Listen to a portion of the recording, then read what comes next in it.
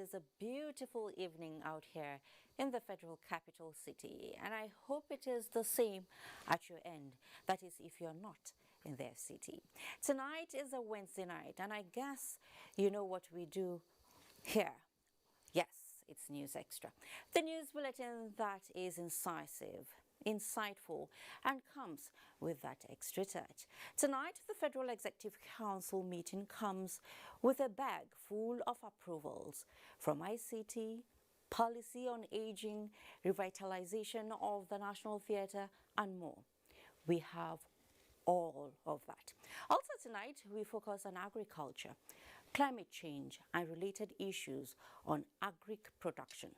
Of course, there is business news, human angle stories, tourism, and sports. Now, I won't keep you waiting for it. You just stay with us and get the feel of the bulletin by yourself. After all, the taste of the pudding is in the eating. I am Fatima Marbuba, and this is News Extra. You're welcome. The Federal Executive Council has approved the establishment of the National Information and Communications Technology Park in Abuja, the nation's capital. The Minister of Communications and Digital Economy, Dr. Isa Elu, disclosed this while briefing journalists after the council's meeting, and State House correspondent Adamu Sambo reports that the council also approved a national policy on aging. Presided over by President Muhammadu Buhari, the meeting was the fourth for the year 2021 and 33rd to be held virtually since the outbreak of the coronavirus pandemic 11 months ago. Efforts at enhancing job creation for a sustainable future of the country took the front burner as the council approved the establishment of the National ICT Park in Abuja.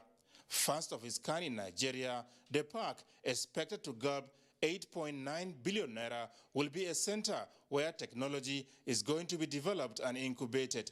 And the wisdom behind National ICT Park is to be a center where all other public and private ICT hubs and centers are going to be coordinated by the federal government of Nigeria, where we identify our young innovators with crazy and disruptive ideas. We mentor them. Government will provide the necessary support they need.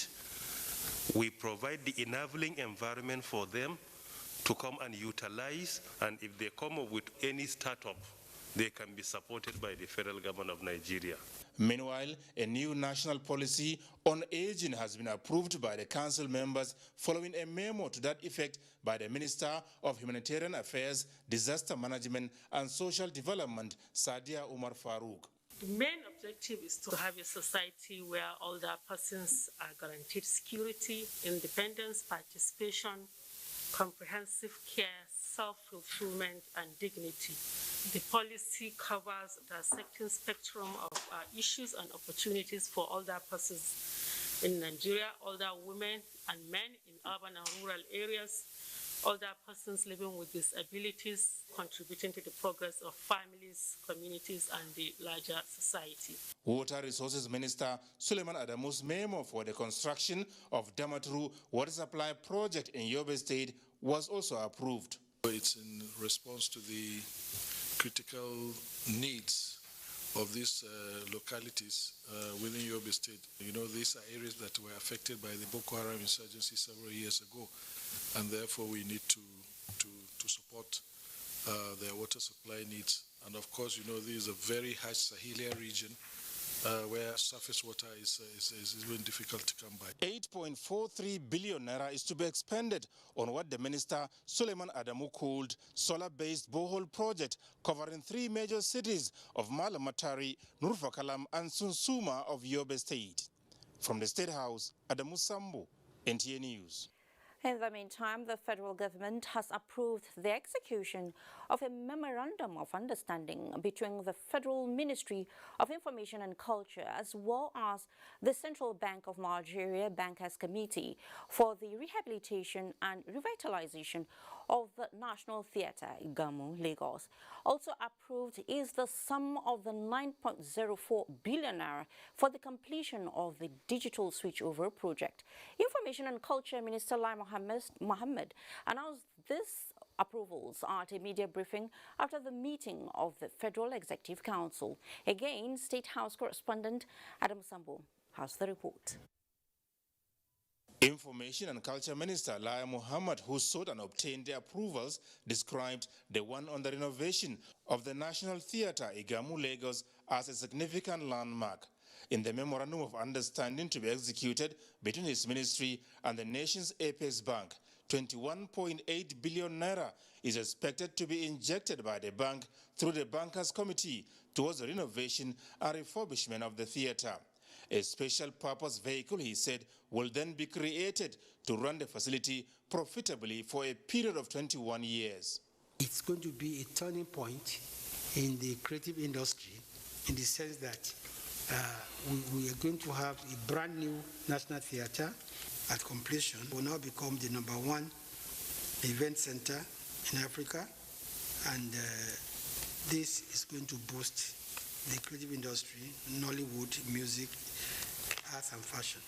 As part of the resolve of this government to create at least 1 million jobs in the next 3 years from the creative industry. And with the approval of over 9 billion naira for the completion of the digital switchover in Nigeria, the minister said new dates will soon be announced for the launch of the project in Lagos, Kano, and Port Harcourt cities.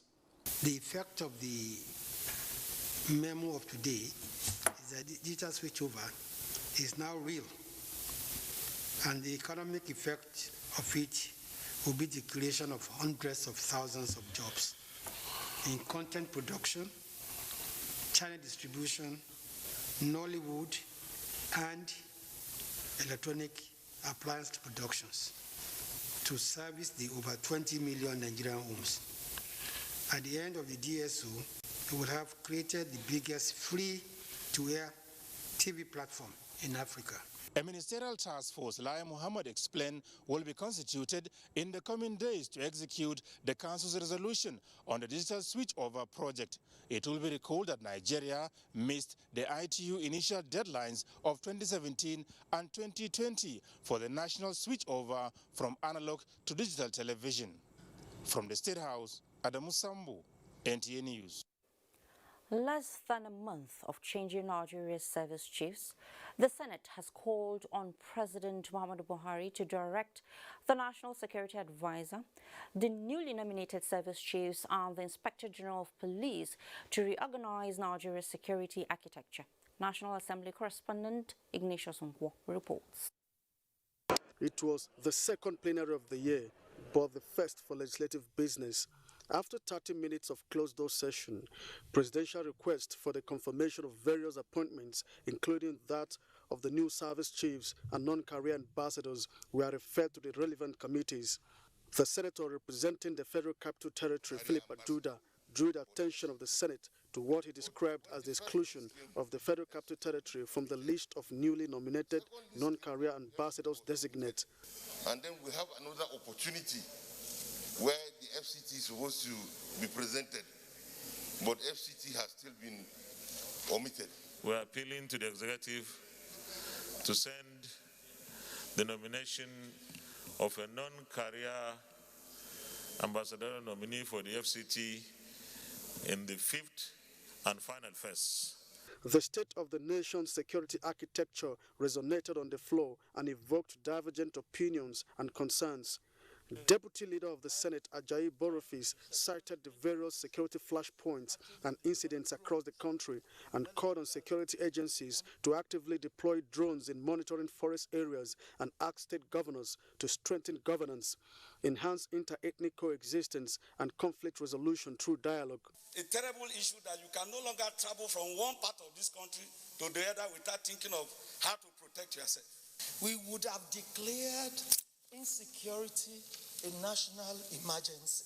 So we have a duty to make our own contributions towards the understanding mutuality of interest.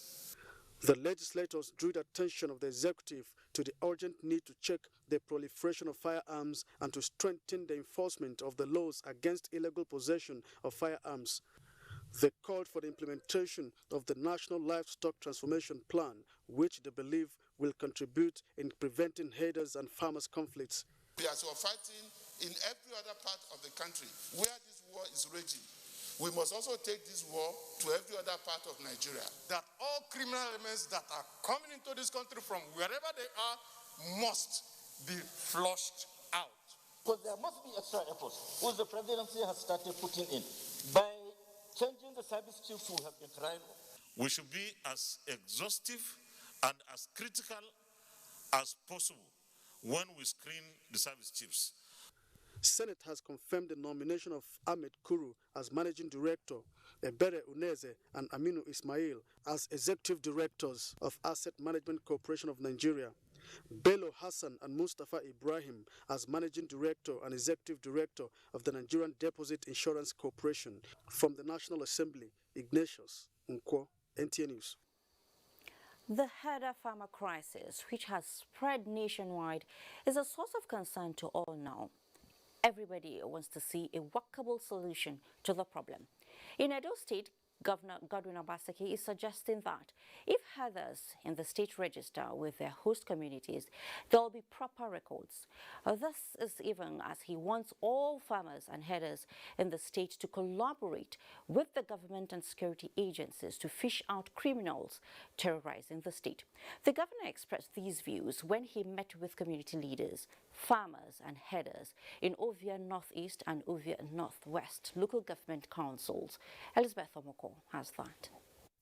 A couple of weeks ago, inhabitants of Ugo in Orion local government area, who are predominantly farmers, were attacked, leading to the destruction of lives and property.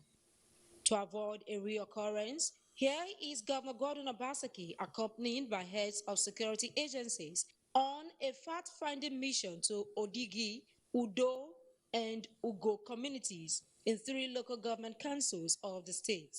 They are meeting with the farmers and herders in each communities to ascertain the level of relationship between them and provide solutions to frequent clashes in the state.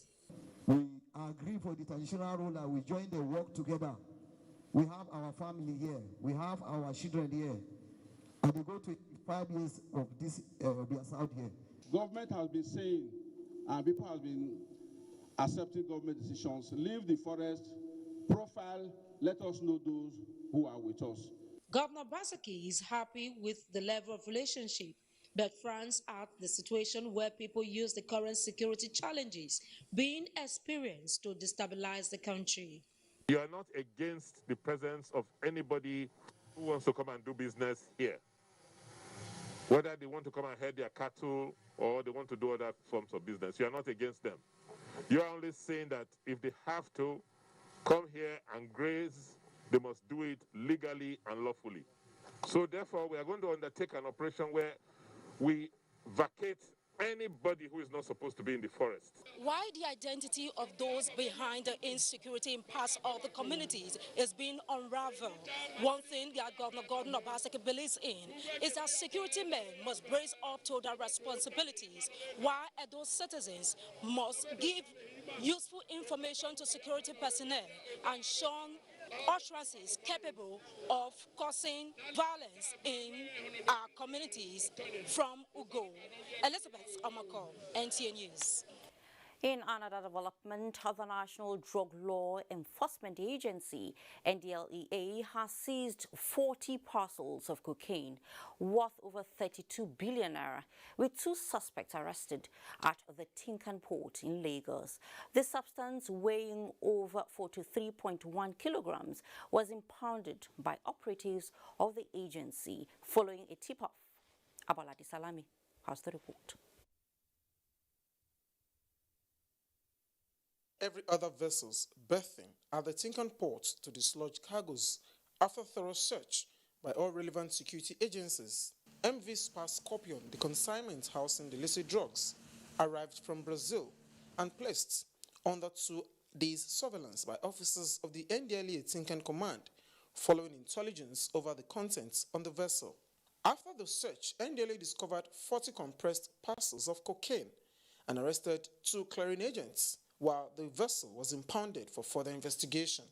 This is something that we've been monitoring for quite some time, and eventually we got hold of this exhibit.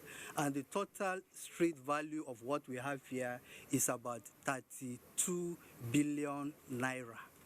So you can imagine, with this humongous seizure that we have here, 43.110 kg, assuming we were not able to take it off from the suspects and it got its way into the market, it will have been calamitous. But with the renewed commitment of officers and men of the agency to rid the country of all forms of illicit substances, Commander Etnan said NDLEA is on a red alert and remains vigilant in achieving the set goals.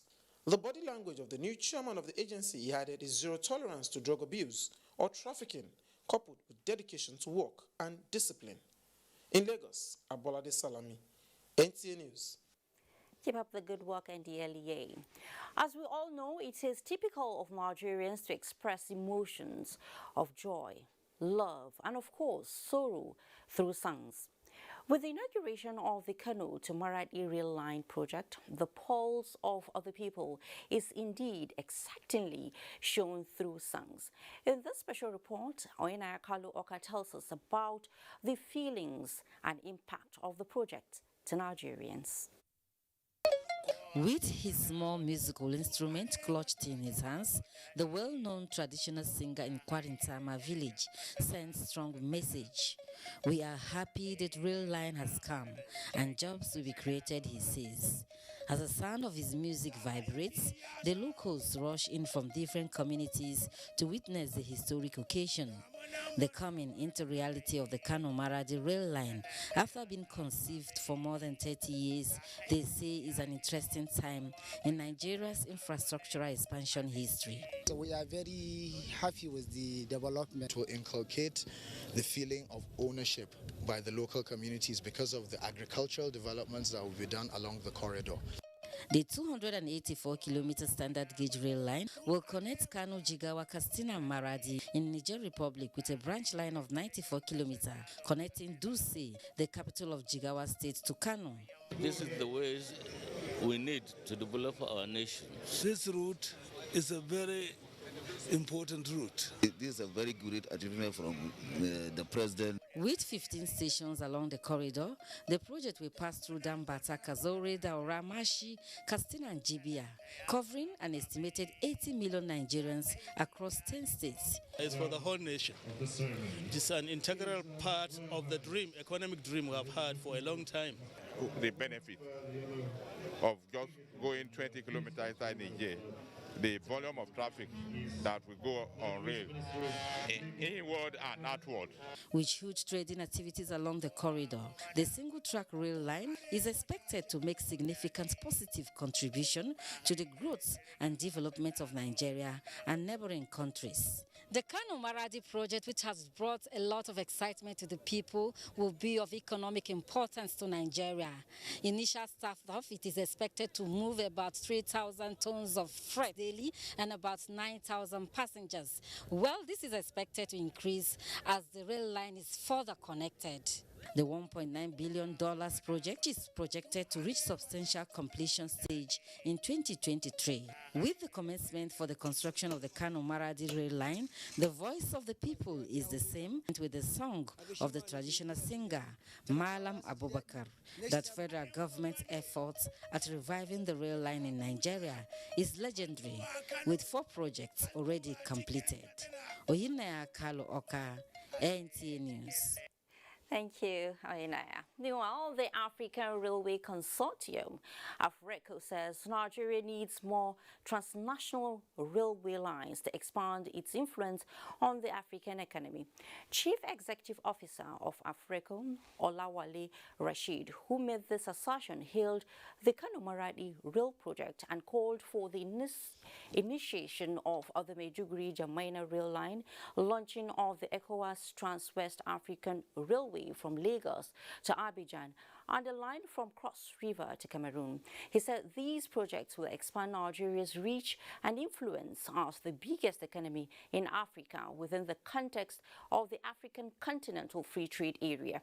According to the Afro-ECOWAS, expanded trading through these railway projects will alleviate poverty and create new business opportunities. Now, the running cost of governance in Nigeria, going by the huge appropriation to recurrent expenditure yearly, has made it difficult for government to meet its obligations. Speaker House of Representatives Femi Gbajabiamila, on resumption of legislative business Wednesday, called for reforms to address what he calls imposition of permanent liability on government. National Assembly correspondent Lami Ali reports. It was the Speaker's first formal address to the 360-member House of Representatives in 2021. He drew attention of the lawmakers to current realities of reduced revenue, urging that Nigeria should be circumspect in her list of priorities. Gbajabiamila suggested that bills seeking establishment of more institutions should be juxtaposed with infrastructure deficit. Let us work together to reform and strengthen the institutions already in existence and remove those no longer fit for purpose. I believe most sincerely that this is the pathway to a legacy that we can all be proud of. Plenary featured first reading of 16 bills. The House, following a motion from Representative Henry Wauba on allegations of procurement deception and staff victimization at Project Development Institute, PRODA, Enugu, resolved to carry out an investigation. Mandate the House Committee on Public Procurement to investigate these serious allegations by inviting the Director General of BPP and PRODA management to appear before the committee. The lawmakers also resolved to launch an investigation in order to ascertain federal government assets, cash and residual shares in privatized organizations, as moved by Representative Mukhtar Ahmed. Prior and post-privatization of some federal government public enterprises, federal government will still own shares in some of these enterprises and is therefore entitled to dividends. In compliance with Section 18, subsection 1 of the Armed Forces Act, the House of Representatives is set to conduct the screening for confirmation of those appointed by the President as Chief of Defense Staff and Service Chiefs. An ad hoc committee with membership drawn from the House Committees on Defense, Army, Navy and Air Force has been set up for the exercise. From the National Assembly, Lami Ali, NTA News. Now, effective strategies for achieving sustainable funding of budget cycle through the performance of non-oil sector in enhancing revenue growth is shaping perspectives of critical stakeholders under the COVID-19 new normal. Guests on NTA Current Affairs program Tuesday Live commend the continued deployment of technology and other reforms to raise the nation's revenue and meet crucial national expenditures. Abubakar Usman Akwanga reports. Multiple sources of internally generated revenue to sustain funding of annual budget, fast-track rapid socio-economic development, and improve the well-being of every citizen is reinventing the wheel for the new approach to meet national needs. These financial tools, stakeholders say, have continued to influence and shape opinions of tax managers and experts with relevant acts and reforms of tax to expand sources of revenue drive and collection. The Finance Act is looking at areas that have created loophole for taxpayers and blocking those those holes. There will be little or nothing advantage to be taken of the tax law. There's confidentiality of data, there's data protection for the taxpayers. They are comfortable, with the data that they are releasing to the tax authorities. They are comfortable with the technology that we will be adopting and, fitting to make tax administration easier for us as a country. Guests say the deliberate paradigm shift from dependence on crude oil revenue benchmark to fund budget cycles in the past and entrenching the current economic dispensation with taxes and borrowings as key to budget implementation was apt. The government expects to get, as I said, 7.9 trillion. The government plans to spend 13.5 trillion. So the size of the budget is 13.5. So we have a deficit of about 5.6 trillion. So when you have 5.6 trillion deficit, the question becomes, how do you finance the deficit? What do you do? The revenue we're talking about, that is the budget we're talking about, is precisely that of the federal government, which is being controlled as consolidated revenue funds of the federal government. So realistically, I would say is tenable. The budget issue is tenable, but we need to do more, particularly from the tax angle. As stakeholders remained consistent in deploying effective strategies for achieving 15% ratio to GDP in the nearest future, Nigerian tax body is optimistic of exceeding previous revenue profile for sustainable national progress. In Abuja, Abubakar Usman Akwanga, NTA News. Thank you, Abubakar.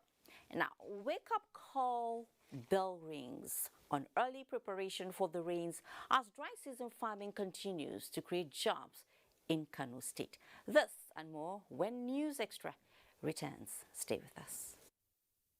JJ has always been my father's hero. So this year, I wanted to do something really special. If I could just talk to JJ, I'm sure he would remember Dad. Mom says never give up. Hello JJ, it's me Victor. My dad's birthday is coming up soon and I want to surprise him.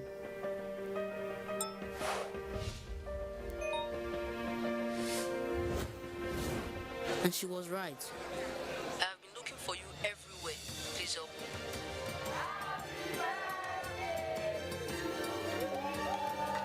Hi Samuel, happy birthday, it's JJ. Happy birthday to my man. My dad is my hero, but now JJ is too. Glow, the best data plans in town.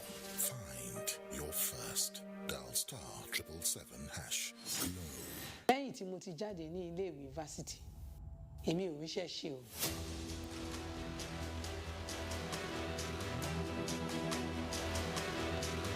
Ọpẹ́lọpẹ́ ìjọba Muhammadu Buhari tó fi ètò Empower kalẹ̀ fún mi.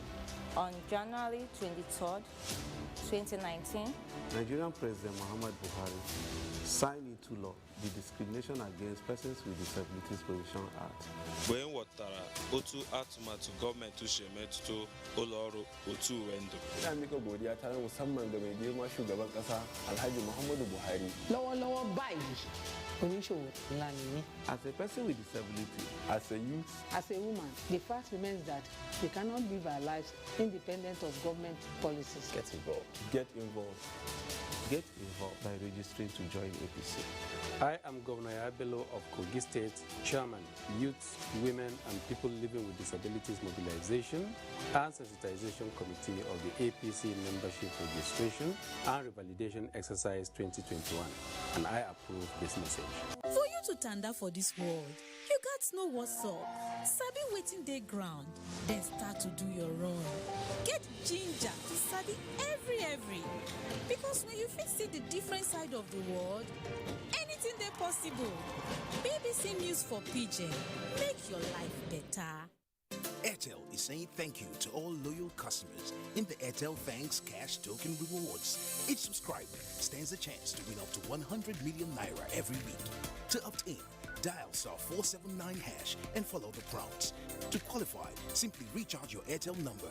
Each cash token gets you an 8 naira instant cashback, plus a chance to win up to 100 million naira weekly in the National Cash Token Draw, showing every Saturday by 9:30 p.m. on AIT and 8 p.m. on Pop Central DSTV channel 189. All transactions done on *479# are rewarded with more cash tokens, and you can also check your cash token balance via the same code.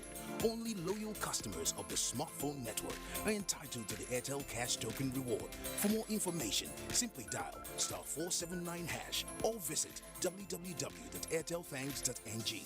Terms and conditions apply. Airtel, the smartphone network. The Northeast Development Commission wishes to announce the formal graduation ceremony of the pioneer beneficiaries of the ICT training program. presentation of certificates and starter packs to the graduates in Gombe State. The Commission will also distribute learning materials to public and private primary schools, COVID-19 preventive items, and agricultural input to organized groups as well as security agencies in the state. Special guest of honor and chief host, His Excellency Alhaji Muhammad Inuwa Yahaya, Executive Governor of Gombe State. Chairman of the occasion, Senator Yusuf Abubakar Yusuf, Chairman Senate Committee on Special Duties. Host, Alhaji Muhammad G. Alkali, Managing Director, CEO, North-East Development Commission. Father of the day, His Royal Highness Alhaji Dr. Abubakar Shehu Abubakar III, Emir of Gombe. Date, Thursday, February 11, 2021. Time, 11 a.m. prompt. Venue, Banquet Hall, Government House, Gombe. Attendance is strictly by invitation in compliance with COVID-19 protocol. Announcer, Organizing Committee. It's a happy feeling when receiving all of the love coming from family. So many recipes, creating memories every day and every night. Bonding families, yeah. 60 years of joy, so much love, so much fun.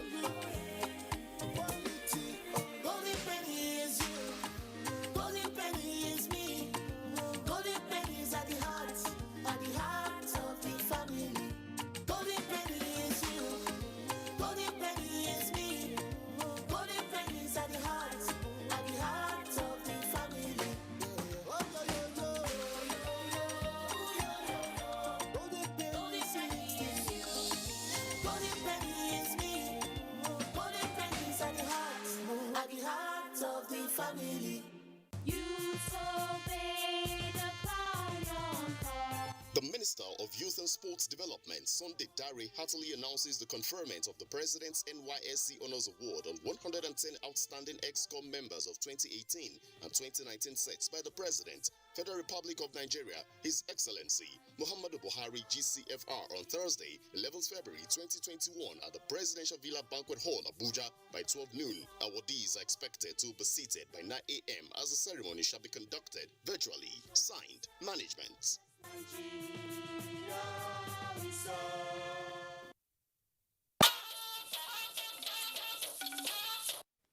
Good to have you back. A lot of people are often trapped by the waves of flood each year. Many homes and crops are lost. All these because they fail to heed the predictions and take necessary steps. Abdullahi Mohammed reports that another prediction of rainfall pattern is ringing out a wake-up call. Precipitation,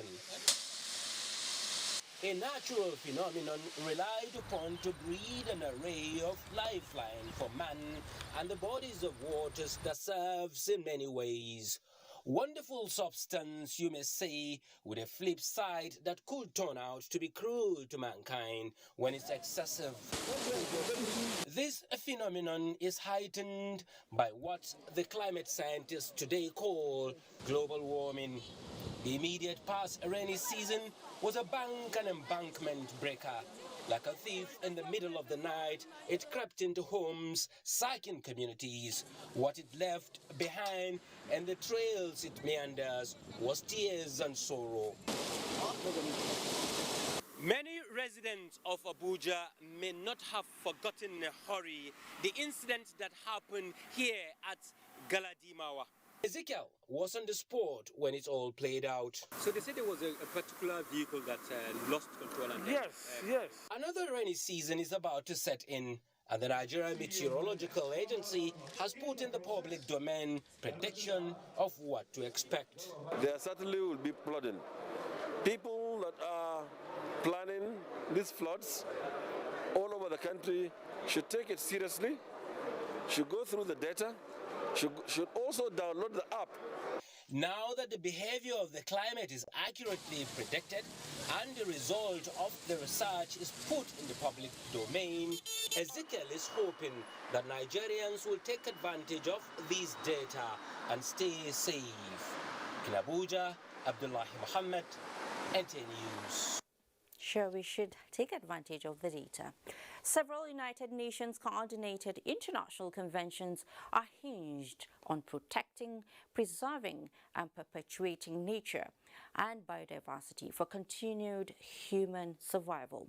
A future fusion of food, nature, and biodiversity is an integral part of campaigns for a sustainable use of natural resources to mitigate climate change. Onenge Fineface reports.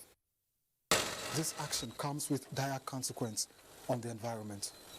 A balance in food production that is done in harmony with nature and animal welfare is the focus of global advocacy on sustainable food systems. United Nations Environment Programme, UNEP, and Chatham House in a study found out that food systems are drivers of biodiversity loss, climate change, and ecological disruptions. Recognizing the fundamental relationship between the health of animals, plants, people, and the environment. The approach is critical for achieving the UN 2030 Agenda for Sustainable Development. In this age of pandemic, climate and biodiversity emergency, the United Nations warns that salts could be useless in 60 years if food production continues without consideration for the environment. The solution UNEP suggests involves regenerative farming to grow the right food in the right amount for our people empowered to eat healthy and sustainably. To move toward a global agreement, to end factory farming, to reset our food system, to regenerative, restorative ways of producing food. Farming nature responsibly will replace chemicals, pesticides and fertilizer with natural nutrients, increase forest covers, replenish oxygen and take carbon out of the atmosphere.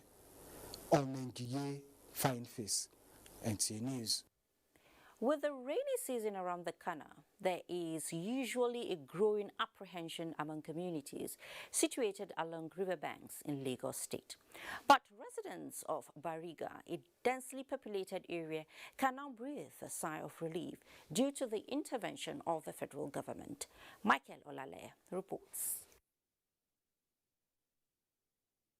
Face of the current realities as regards COVID-19 pandemic and volatility in oil price at the international markets, most economies of the world had a readjustment to their financial spending in order not to operate on more deficits in their budgets. Nigeria, as an economy that mostly relies on oil as its major source of revenue generation for the implementation of capital and recurrent expenditure, had its 2021 budget reviewed to accommodate economic realities. In this regard, the federal government Bariga, a metropolitan settlement by the sea but densely populated, suffers from the adverse effects of environmental degradation. And to residents, rainfall has become a major enemy. With the season fast approaching, Charity Sholanke has started having sleepless nights based on past experiences she has had more than 30 years. It has destroyed a lot of things that we cannot. Even up to now, I'm still trying to get over it. It's not been easy. It has affected my business. Apprehension seems to be over in the axis, as the federal government is inspiring a wind of change through an erosion control project covering 4 kilometers to mitigate extensive flooding.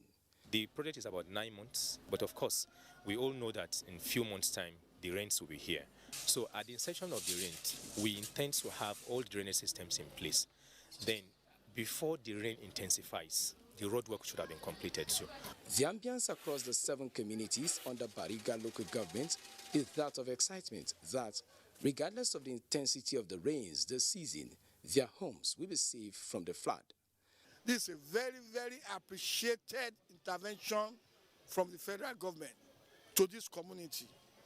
We have not had government intervention in this area in the past 30 to 40 years. The swiftness by which they started the project, give us a lot of hope, and we believe that this project will continue. The project is structured to ensure that all the communities under the local council development areas are well impacted by the intervention. In Lagos, Michael Olale, NTA News. And from Lagos, we'll take you to Kano, where irrigation farming in Kano has continued to create jobs and remain critical to the economic development of the state. Yohannes Hassan Barrow reports that despite the daunting challenges occasioned by the coronavirus pandemic, farmers in the state have established more irrigation sites in some faraway communities to encourage all year-round farming. Baurantanko village in Kura local government area of Kano State is a farming community that engage in all year-round farming activities. Wet season agriculture remains their major source of livelihood apart from rain-fed farming. 65-year-old Ibrahim Abdullahi lived all his life in this community as peasant farmer and practiced all year-round farming, by which he hardly differentiated between dry and wet seasons. Like many of his colleagues in the community, Abdullahi cultivates sizable quantity of rice, wheat and vegetables. Not practicing farming is like civil servant who is not planning for his retirement. So my advice to the youth is to venture into farming, which is an endless field. In this area are not only into cultivation of onion for consumption, but also practice the production of onion seeds, which is one of the ways that earn them a lot of income. As part of encouragement to irrigation farmers, federal government has continued to provide incentives in the area of farm inputs and implements, transfer of farming technical know-how, as well as rehabilitation of existing dams, which has impacted greatly on the livelihoods of many in the states. With the acceptance of this irrigation farming, you realize that the farmers can cultivate the land throughout the year. You will be saddened to notice that irrigated land that government has spent a lot of money to develop is being converted to filling station. This is when there are empty filling stations in upland. They are using irrigated land. So this is embarrassing to some of us. Sustenance of irrigation farming and continuous support for farmers will enhance food security in Kano, neighboring states and beyond. In Kano, Yohannes Hassan Barrow, NTA News. Sure, it would. The National Assembly just resumed plenary after a recess, and one of the bills that the public will look forward to is the National Water Resources Bill, which has been a subject of controversy in recent times. WASH correspondent Musbaut Wahab traces the journey of the National Water Bill at the National Assembly. The National Water Resources Bill is facing another tribulation on the internet. A group is mounting new war, signing online petition against the bill. But the bill has scaled similar hurdles before. Ironically, the potential benefits of the executive bill were well acknowledged at its introduction to the 8th Assembly in 2017. G. Promoting the efficient, sustainable and beneficial use of water in the public interest. After the bill becomes law, what we will have will be 12 strong river basin development authorities. The bill was subsequently passed by the Green Chamber and waited for the concurrence of the Senate, which was stalled after the second reading. And then, the bill suddenly became controversial, leading up to the withdrawal of the earlier passage of the House in the 9th Assembly. The fears of the antagonists include that the bill is set to claim lands from indigenous owners in favor of another group. But experts and stakeholders say these are only speculative. So the target of the bill is to get such individuals to pay some money back to the people, but not individuals using it for domestic or other uses. For the federal government, the 78-page bill is to ensure and protect equal rights to water resources while also harmonizing the existing fragmented acts in the sector. This bill, it provides for a WASH fund, Water Sanitation Hygiene Fund, for the country. And this is a fund that state governments can leverage to use to invest in water and sanitation projects so that we improve our water supply delivery towards attaining the Sustainable Development Goals. Now, this bill has been subjected to public opinion. It is you that will go out there and create a positive public opinion and you leave the rest to the National Assembly. With the National Assembly now having better understanding of the bill's objectives, stakeholders are hoping that both chambers will go beyond political and other divides as they reconsider what they call Global Trend Compliance Bill. In Abuja, Muspal and Wahab, NTA News.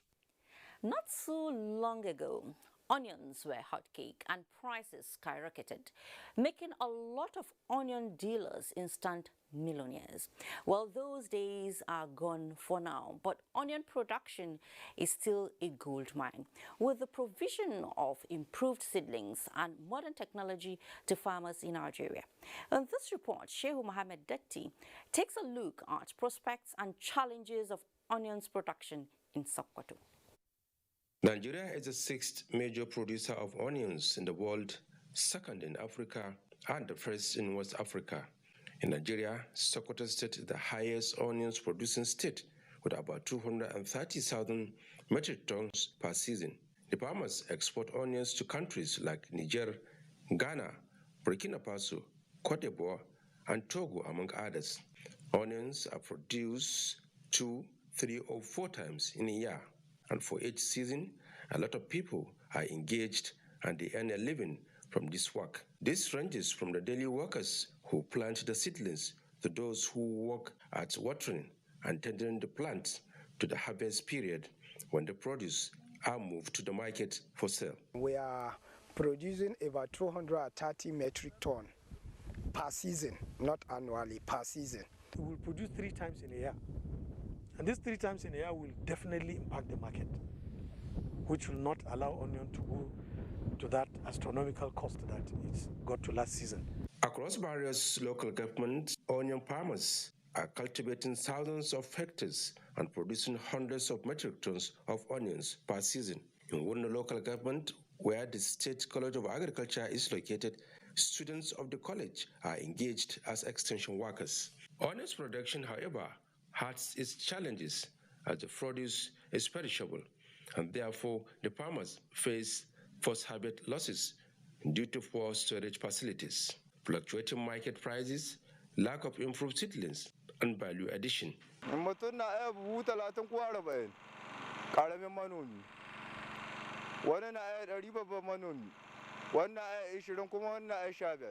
Akwai alheri kwarai ko a cikin noma albasa. Tun tusar da mun ka fara noma albasa Allah ya kaddare mu ya taimake mu mun ka samu harkar da muke yi ta yi amma ka samu jalli mun kama kasuwancin ta. Stakeholders believe that onion production is one way of diversifying the economy in the north with more support. No ready buyers and no storage facilities, modern storage facilities that onion can be stored for a longer period of time, then actually the whole plan will be a failure. We also intend to go through the value chain of onion production and processing so that we can be exporting onion as finished products to India and other countries. 60% of our onion go to waste, and we are importing onion powder. Then that means we need to work on our system. Onions are used by pharmaceutical companies for medicines, food processing companies for confectionaries, and domestic use, among many other uses. In Sokoto, Sheikh Mohammed Detti, NTA News. Thank you, Sheikh. 50 years of fruitful bilateral ties. Nigeria and China look into the future with a strong zeal to unite areas of strength to enhance mutual economic benefits, just as the World Trade Organization's General Council considers the appointment of our own Ngozi Okonjo-Iweala as first African and female Director General. Please stay. Hey guys, making music for you is so easy for me to do. But you know what else is super easy to do? Linking your NIN to your Glow line by dialing *109*NIN#. Or I can call 109 from my Glow line and follow the instructions. And if I I don't want to call, I can text my NIN to 109. I can even visit glowworld.com/NIN. And what if you've forgotten your NIN? All you have to do is dial *346# and Glow will help you remember it. Someone may ask, what if I haven't registered? All you have to do is go into the nearest Glow World and we'll help you register. It's that easy. So don't get disconnected from all of the amazing voice and data offers from Glow. Linking your NIN to your Glow lines is simple, safe, and 100% free with zero hassles. Help make nights rest-filled by keeping baby's bum dry all night with Huggies Dry Comfort. With our stretchy waistband and super absorbent core, Huggies Dry Comfort provides all-night dryness and comfort to make nighttime rest-filled for baby and you. Huggies for all-night dryness and comfort. Help make nights rest-filled by keeping baby's bum dry all night with Huggies Dry Comfort. With our stretchy waistband and super absorbent core, Huggies Dry Comfort provides all-night dryness and comfort to make nighttime rest-filled for baby and you. Huggies for all-night dryness and comfort. Mommy is back! Guess what's inside? Chocolate! Biscuit! Our new toothpaste, Colgate Maximum Cavity Protection. Why are we changing our toothpaste? Because with Colgate Maximum Cavity Protection, I can be sure your teeth are cavity-free. Cavity? What cavity? Let me show you. Most toothaches are caused by tooth holes called cavities. When you brush daily with Colgate Maximum Cavity Protection, its expert formula locks natural calcium in our teeth and helps protect them from cavity. It also has natural mint for minty fresh breath every day. Mom, can I eat chocolates now? As long as you brush with Colgate Maximum Cavity Protection. Colgate is the world's most chosen toothpaste. Colgate locks calcium in. Keeps cavities out! Recommended by the Nigerian Dental Association.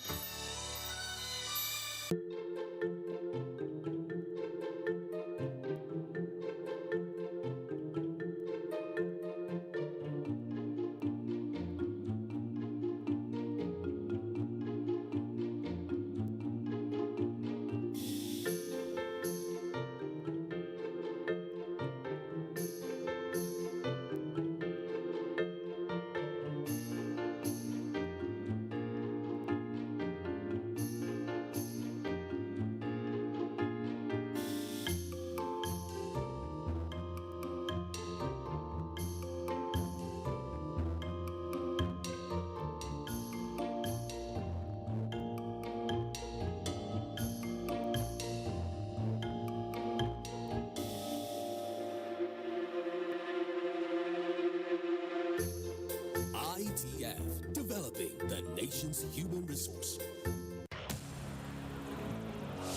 Burnley is taking maximum points in their last two matches against Crystal Palace. Will they make it a hat-trick of victories when both teams square off at Selhurst Park this Saturday? Find out in Crystal Palace versus Burnley on the Premier League Live, showing on the NTA network from 3:30 p.m. The Premier League Live is brought to you by Axis Bank, Papai Jebu, Lipton, and Close Up, in association with Go.com. Welcome back to News Extra. Federal Executive Council approves new medium-term debt management strategy for Nigeria. Let's get more details on this from Comfort Amadou on Business. Hello, Fatih. Good to be here. And now, towards boosting the Nigerian economy, the Federal Executive Council at its meeting Wednesday approved a new medium-term management strategy for Nigeria, covering the period of 2020 through 2023. Considering the current public debt stock, the new medium-term debt strategy targets borrowing from the domestic and external sources, with the largest proportion of the new borrowing from domestic sources using long-term instruments, while for external borrowing, concessional funding from multilateral and bilateral sources will be prioritized. Now, the medium-term debt management strategy is a policy document that provides a guide to the borrowing activities of a government in the medium term within 4 years, acknowledged as one of the best practices in public debt management, and is also recommended recommended by the World Bank and International Monetary Fund to ensure that public debt management is driven by a well-articulated strategy structured to meet a country's broader macroeconomic and public debt management objectives. Now, meanwhile, the National Action Committee on the African Continental Free Trade Area has inaugurated a nationwide awareness and sensitization tour to prepare Nigeria in taking advantage of the AfCFTA agreement while mitigating its threats to the economy. Now, a statement by the communication coordinator of the committee, Zachary Jumeta, said the awareness tour commenced from Kaduna to Bauchi State and other 34 states, including the Federal Capital Territory. Secretary National Action Committee on AfCFTA, Francis Anatogu, said the committee's mandate was to coordinate the activities of the private and public sector and federal and subnational levels to implement AfCFTA for the benefit of Nigerians. And now to the oil sector, where the oil drops to $61.08 a barrel in the oil market after oil prices slipped on Wednesday, threatening to halt the largest rally in 2 years as investors disregard industry data. Brent crude was down by 1 cent and $61.08 after rising to about 1% on Tuesday when it touched a month high. U.S. crude dropped 8 cents to $58.28.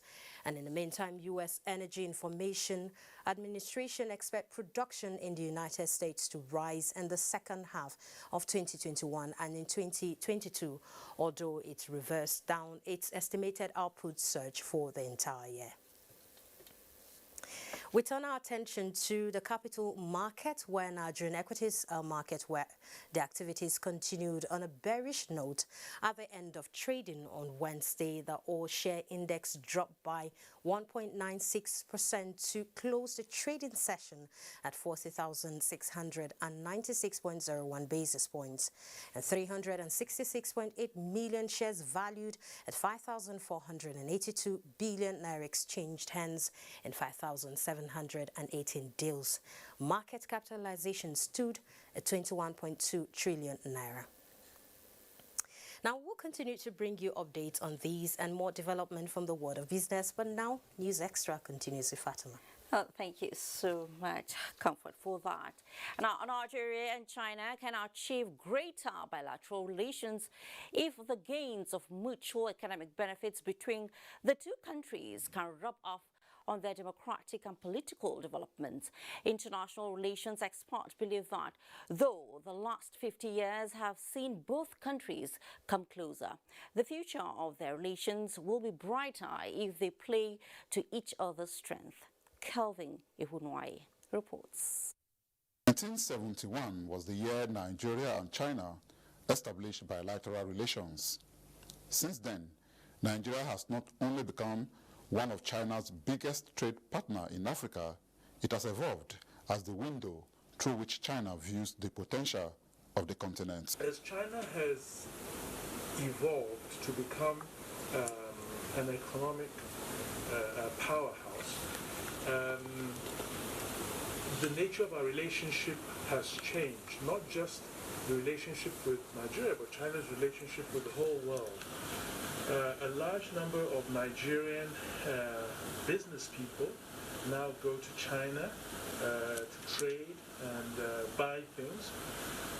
And a large number of Chinese are also setting up in Nigeria. The two countries have always enjoyed mutual respect, mutual trust, and mutual support. The efforts to maintain a robust relations with China have been a thorough and painstaking one by the Nigerian government, considering the vast investment opportunities available to the country from China. In July 2013, when former President Goodluck Jonathan visited China, a $3 billion loan deal was signed to lay the foundation for infrastructural development in which China will play a key role. That effort has been consolidated by current Nigerian leader Muhammadu Buhari, with 2 visits to China in April 2016 and September 2018. To understand what 50 years of bilateral relations between China and Nigeria has offered Nigeria is to look at China's investment in the country, which an estimate puts at $47 billion channeled into strategic areas of rail, roads, agriculture, airports development, as well as science and technology, while also maintaining strong cultural ties. The relationship between Nigeria and China is still evolving. There's still a lot of opportunities of collaboration, especially in terms of our businessmen. Many of our businessmen are exploiting the opportunities that exist in China. There's something wrong in direct foreign investment. Every economy needs direct foreign investments. You can't do it alone.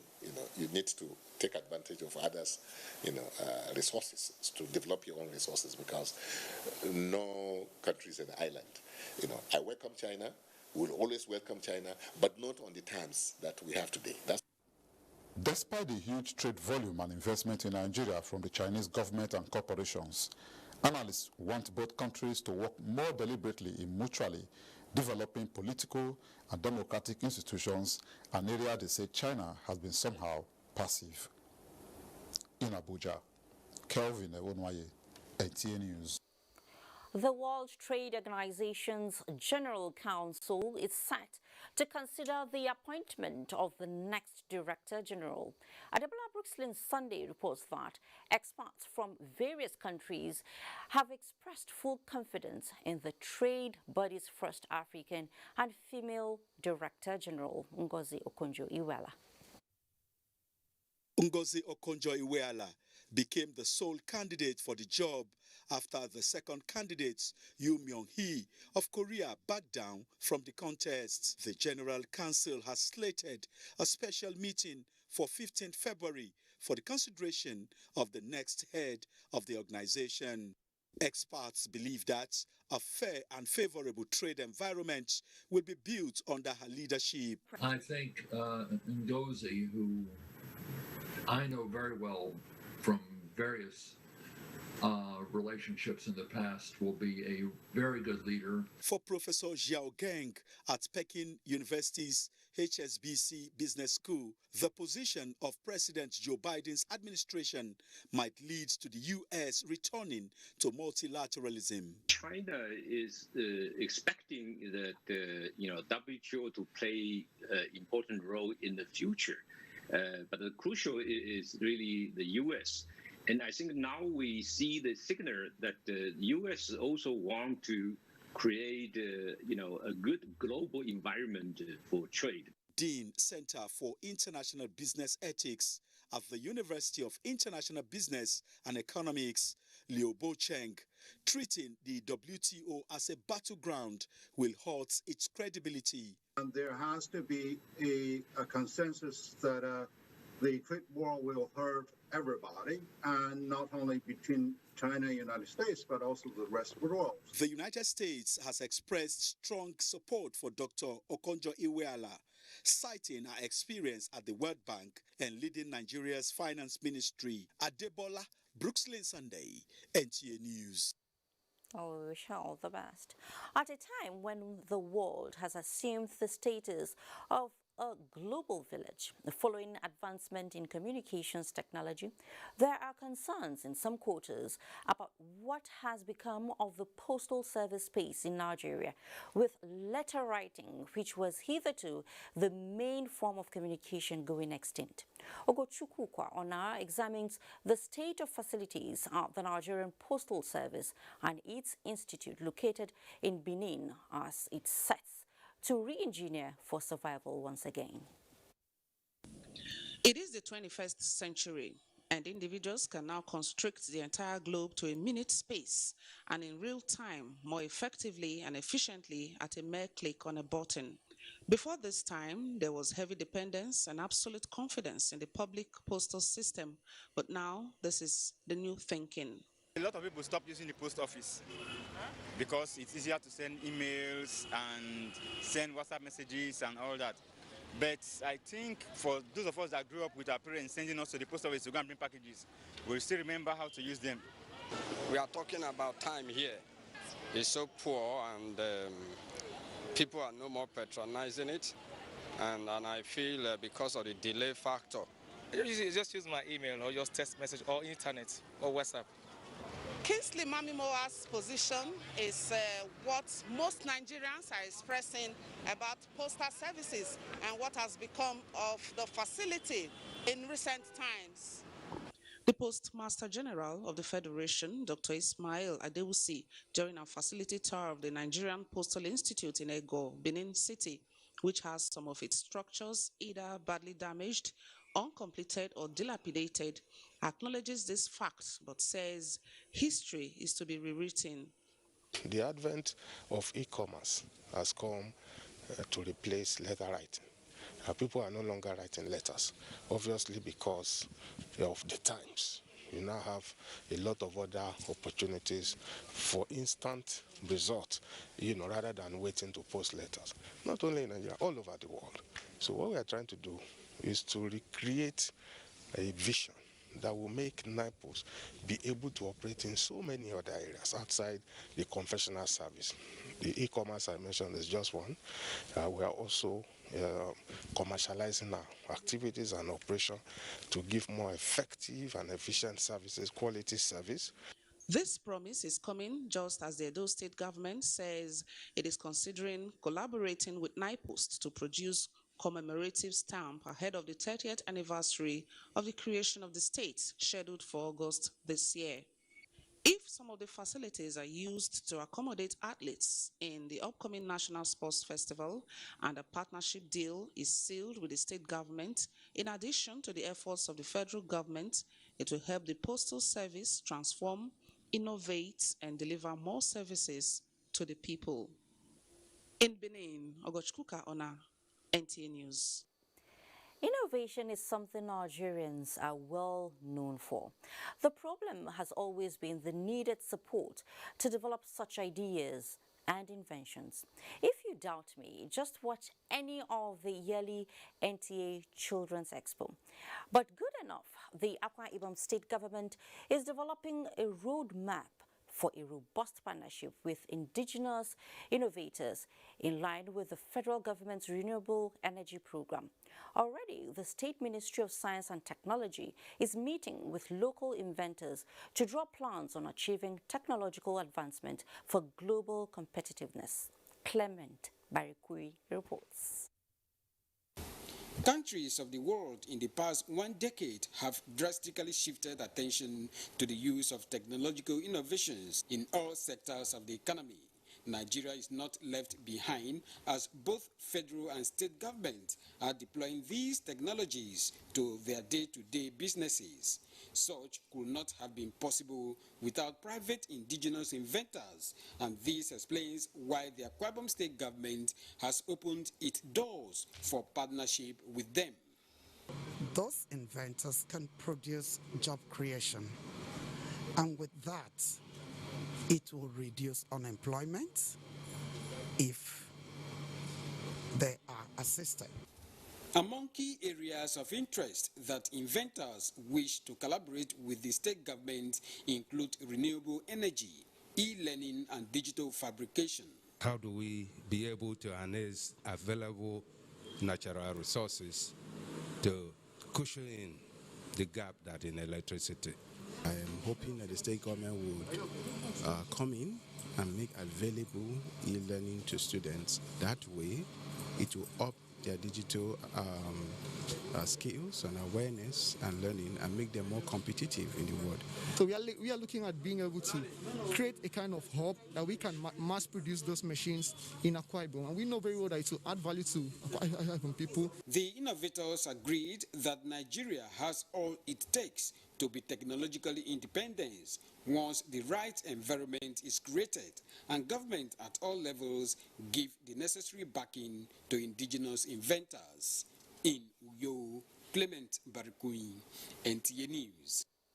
Recently, the Northeast Development Commission graduated 176 youths from Bauchi State in various ICT-related vocations. Now, the Commission has gone further to establish an ICT center in Bauchi.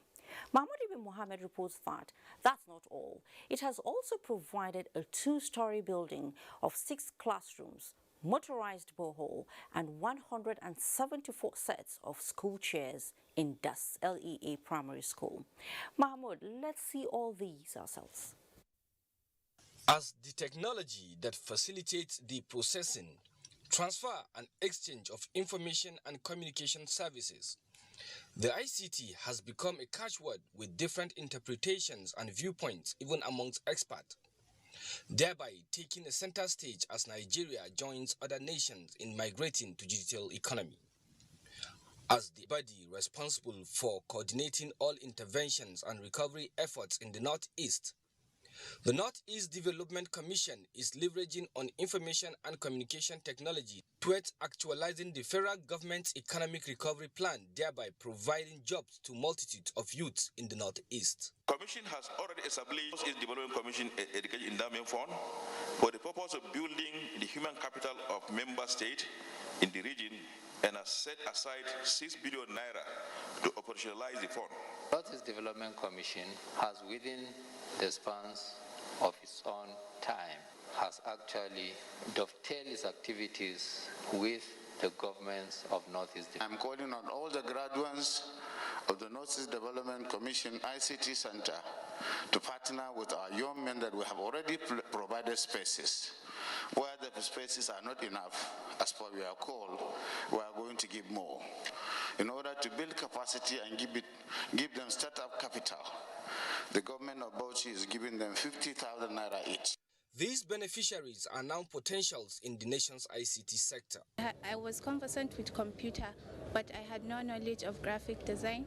Now I can currently design wedding cards, posters, business cards, and so many other designs. I will make sure I make good use of the resources that I've gotten, and so also I will do as much as I can to see that I employ some other people. With additional donation of COVID-19 personal protective kits and agricultural inputs to some groups in Bauchi State, the Commission is currently executing a rapid response intervention in education, health, and the agricultural sectors in Bauchi State. In Bauchi, Mahmoud Ibn Mohammed, NTA News. Thank you, Mahmoud. Inmates in various custodial centers will breathe of fresh air as a 3,000 capacity maximum custodial center in Kershi nears completion. Stay tuned for more stories on News Extra when we return. Wilson family last week. This is the Wilson family this week. What's changed? What? The Wilson family got maximum entertainment for less, and now they're closer than ever. Your family can be too. How does this work? With world-class international channels that put the quality back in your quality time. That's what I'm talking about. GoTV Max will bring you and your family closer in no time. So upgrade to GoTV Max for only 2,999 naira today. Make you enjoy. GoTV. Love it.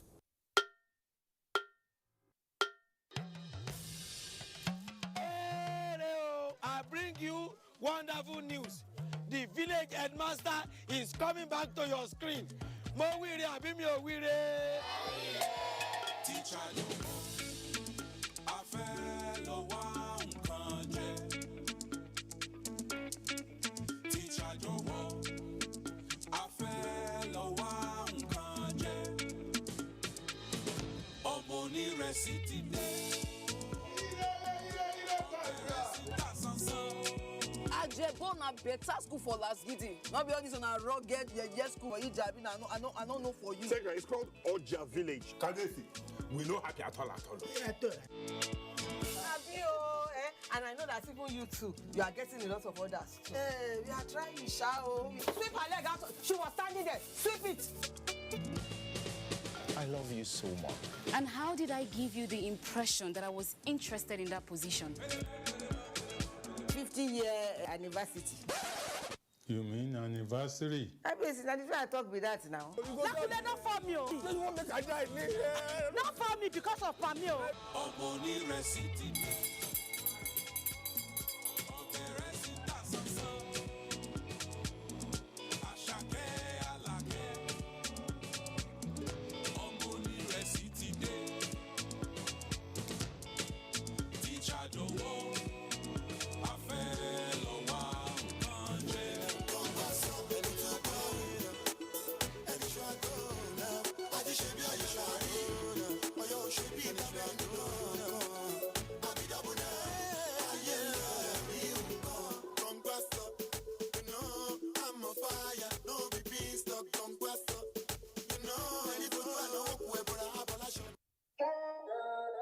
so smooth. Say you wanna party with a legend in the making. Spend it as we get it, better spread is what we baking. Say it out, I mean it, girl, the word is for the taking. But how I do my thing, smooth, that's on everything. Smooth, smooth, smooth, smooth, smooth, smooth. But how I do my thing, working like I'm buzzing, bet I'm bugging for the honey. But how I do my thing, smooth, that's on everything. Smooth, smooth, smooth, smooth. Burnley is taking maximum points in their last 2 matches against Crystal Palace. Will they make it a hat-trick of victories when both teams square off at Selhurst Park this Saturday? Find out in Crystal Palace versus Burnley on the Premier League Live, showing on the NTA network from 3:30 p.m. The Premier League Live is brought to you by Axis Bank, Papai Jebu, Lipton, and Close Up, in association with Gold.com. Thanks for staying. Surveillance is a critical element to achieving food sufficiency, especially as it relates to livestock.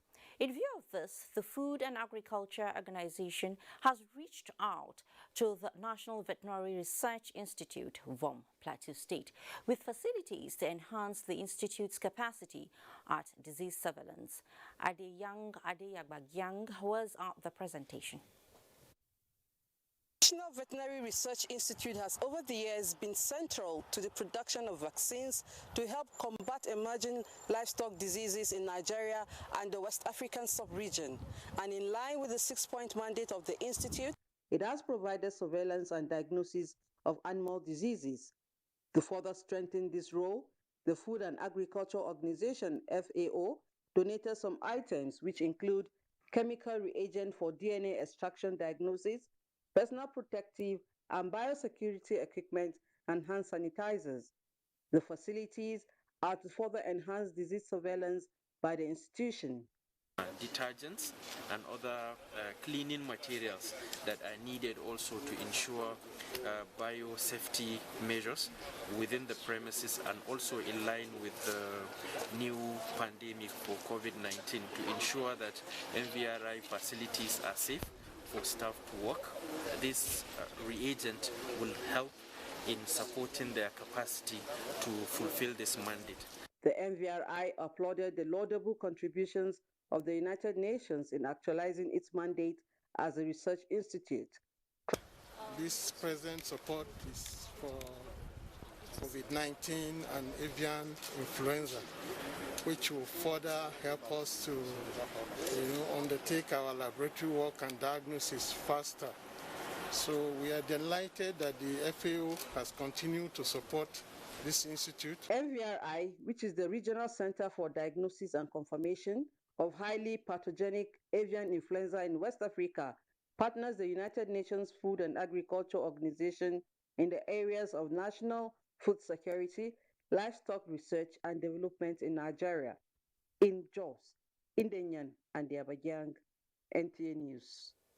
Considering COVID-19 fears and outbreak of other diseases due to overcrowded custodial centers, it is therefore heartwarming to hear that such congestion will soon be a thing of the past, as the 3,000 capacity maximum custodial center in Kershi, Abuja, nears completion. Acting Controller General of Corrections was on an inspection tour of the facility, and Victor Azu was there. Victor, over to you.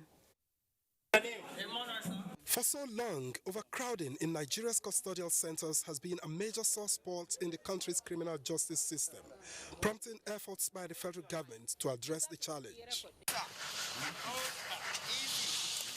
One of such efforts is the construction of a 3,000 capacity maximum custodial centers in all 6 geopolitical zones of the country. This one in Abuja, North Central Nigeria, is at 70% completion, and Acting Controller General of Corrections, John Mrabure, promises to keep up the pace of his predecessor and deliver the project within the year. What I'm seeing here, I'm very sure that by the end of this year, this place will have been completed. Inadequate space for training of inmates in order for reformation was enshrined in the new act to become a thing of the past. At the same time, while they are training, they have this religious morals will be impacted into them so that they become useful citizens on discharge from this center. The project, which began in 2019, is expected to host a court, 3 security custodies, a hospital, residential quarters, and recreational facilities, among others, aimed at reformation of inmates. In Abuja, Victor Azu, NTA News. Sports update will be next after this timeout. Is to inform the general public of the passing away of our patriarch, Prince Tony Momo. Interment itinerary are as follows. Date, Thursday, 11 February 2021. Body leaves National Hospital Mortuary for Abuja Airport, 6 a.m. Body arrives Abuja Airport at 6:45 a.m. Boarding protocols, 7:15 a.m. Flight departs Abuja Airport at 7:20 a.m. Flight arrives Lagos at 8:20 a.m. Arrival protocols, 8:40 a.m. Body leaves Lagos Airport for Greyland, Iju at 8:50 a.m. Body arrives Greyland at 9:50 a.m. Arrival of guests at 2 p.m. and the gate closes at 4 p.m. immediately after which the interment follows. At Greyland, Iju Hills, Lagos, all COVID-19 protocols will strictly be adhered to. For more details, call 0805-810-4210 and 0809-99-14110. Abdul Rashid Momo, for the family. Burnley is taking maximum points in their last 2 matches against Crystal Palace. Will they make it a hat-trick of victories when both teams square off at Selhurst Park this Saturday? Find out in Crystal Palace versus Burnley on the Premier League Live, showing on the NTA network from 3:30 p.m. The Premier League Live is brought to you by Axis Bank, Papai Jebu, Lipton, and Close Up, in association with Gold.com. Now to sports. Nigeria Women Football League Premiership makes its return with the Nigeria National League next in line. Details on Sports Update.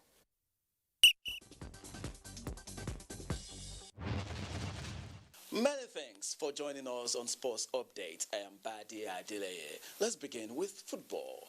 After a month break, the Nigeria Women's Football League Premiership is back with 7 matches ongoing at different centers across the country.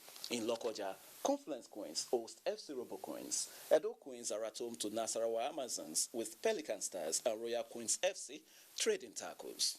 Similarly, after a series of postponements, the Nigerian National League is finally set to commence its 2020-2021 season this weekend. At a press conference in Abuja Wednesday, Chief Operating Officer of the league, Emmanuel Adesonya, announced that all matches will be played in accordance with the COVID-19 safety protocols. At every match venue, COVID-19 protocols must be observed. I want to assure you that promptly league tables will be published every week. To golf now, all is now set for the maiden golf success Nigeria, which tees off at the TYB International Golf Resort and Country Club, Abuja, this Saturday. Addressing the media in Abuja Wednesday, Chief Organizer of the tournament, Ekanem Ekweme, revealed that a total of 64 senior amateur golfers will compete in the 2-day tournament. This is the first time it's going to happen in Nigeria, and this event is strictly for 55 and over.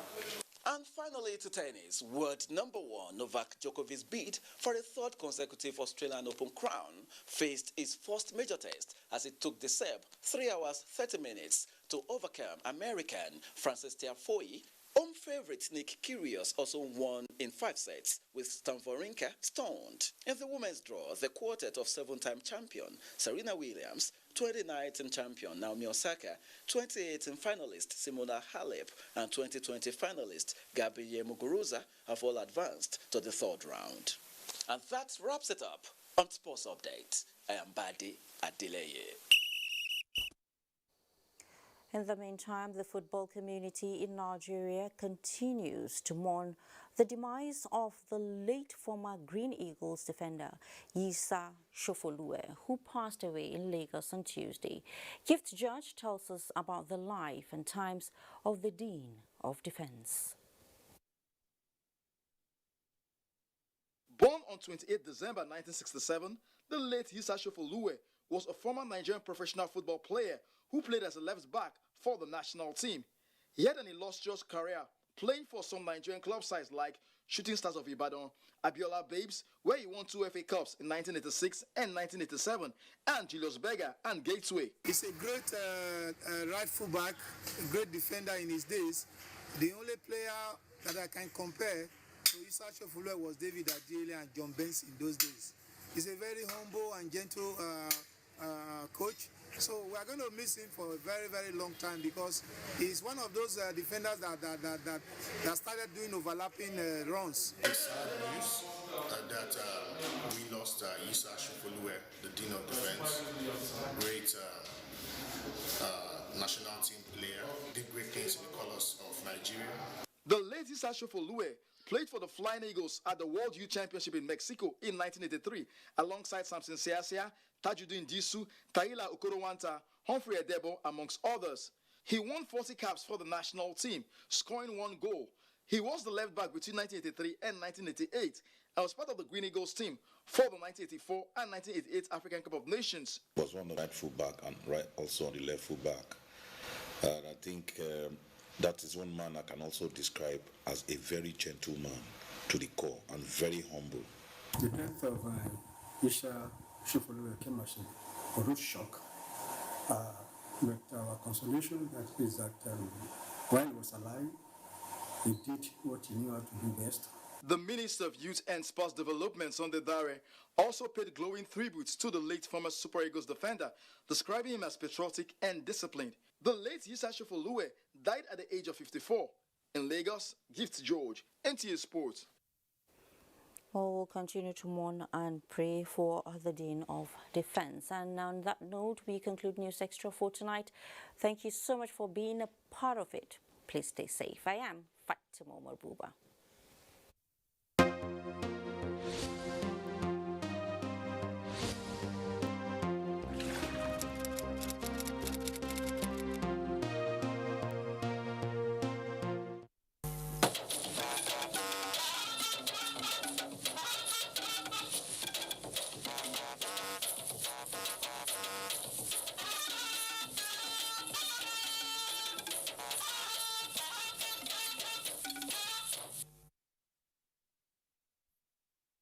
Channel of communication is inherently harmless.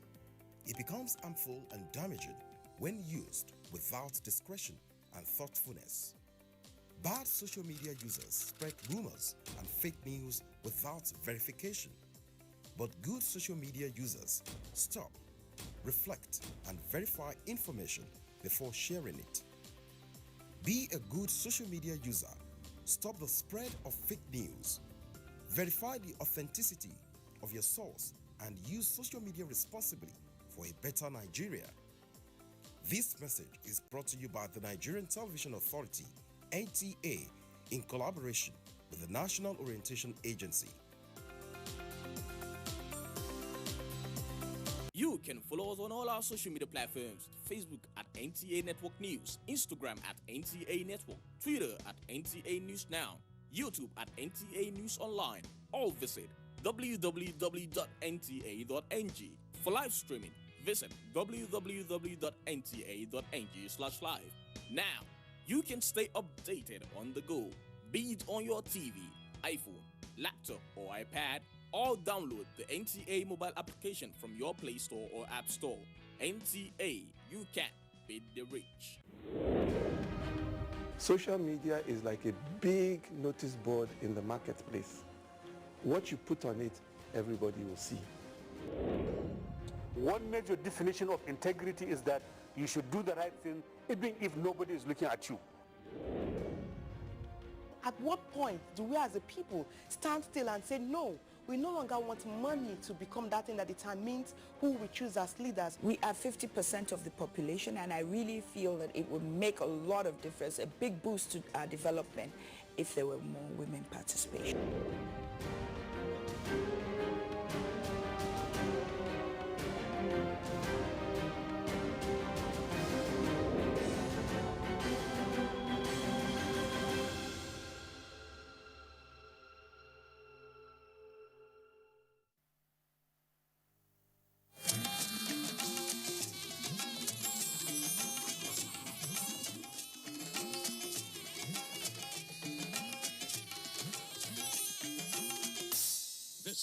network service of the NTA.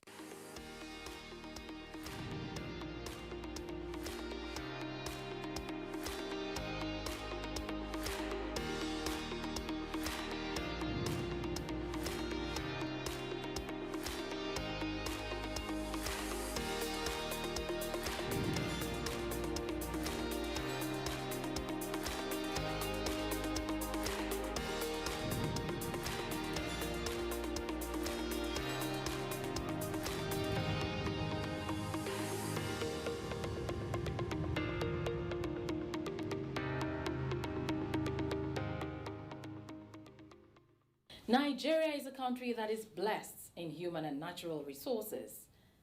We have individuals who have traversed the length and breadth of this world, people who are contributing in one way or the other to growth and development, not just in Nigeria, but all parts of the world.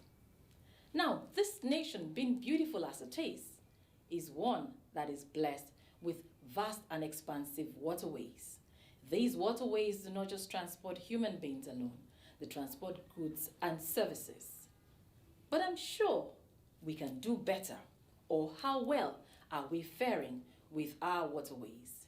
There is an individual on whose shoulders the responsibility sits squarely to ensure that we put our waterways to the best use possible. Checking the kind of population that we have in Nigeria, where we're boasting of over 200 million people, definitely there's so much more we can do. And it is individuals like this that we unveil to you week in, week out as we welcome you to Executive Discuss. I am Ololade Adeniji. On this week's episode of the program, I have with me a man who's traveled far and wide, who's very well read. He is a man of the people because really and truly, his people do love him. He is the Ohamadike Newi, and he is the Managing Director and Chief Executive Officer of the National Inland Waterways Authority, NIWA. He is Chief Dr. George Nadubem Mogalo. Hello, sir. How are you? Thank you so very much, Ololade. And thank you for having me. Thank you, too, for allowing us in here.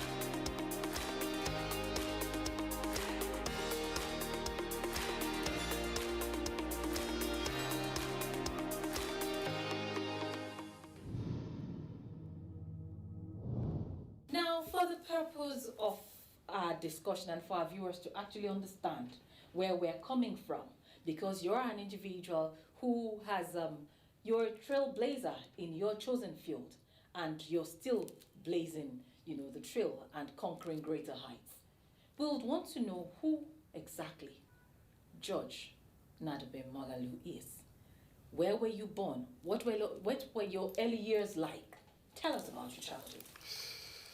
Let me thank you again for this opportunity.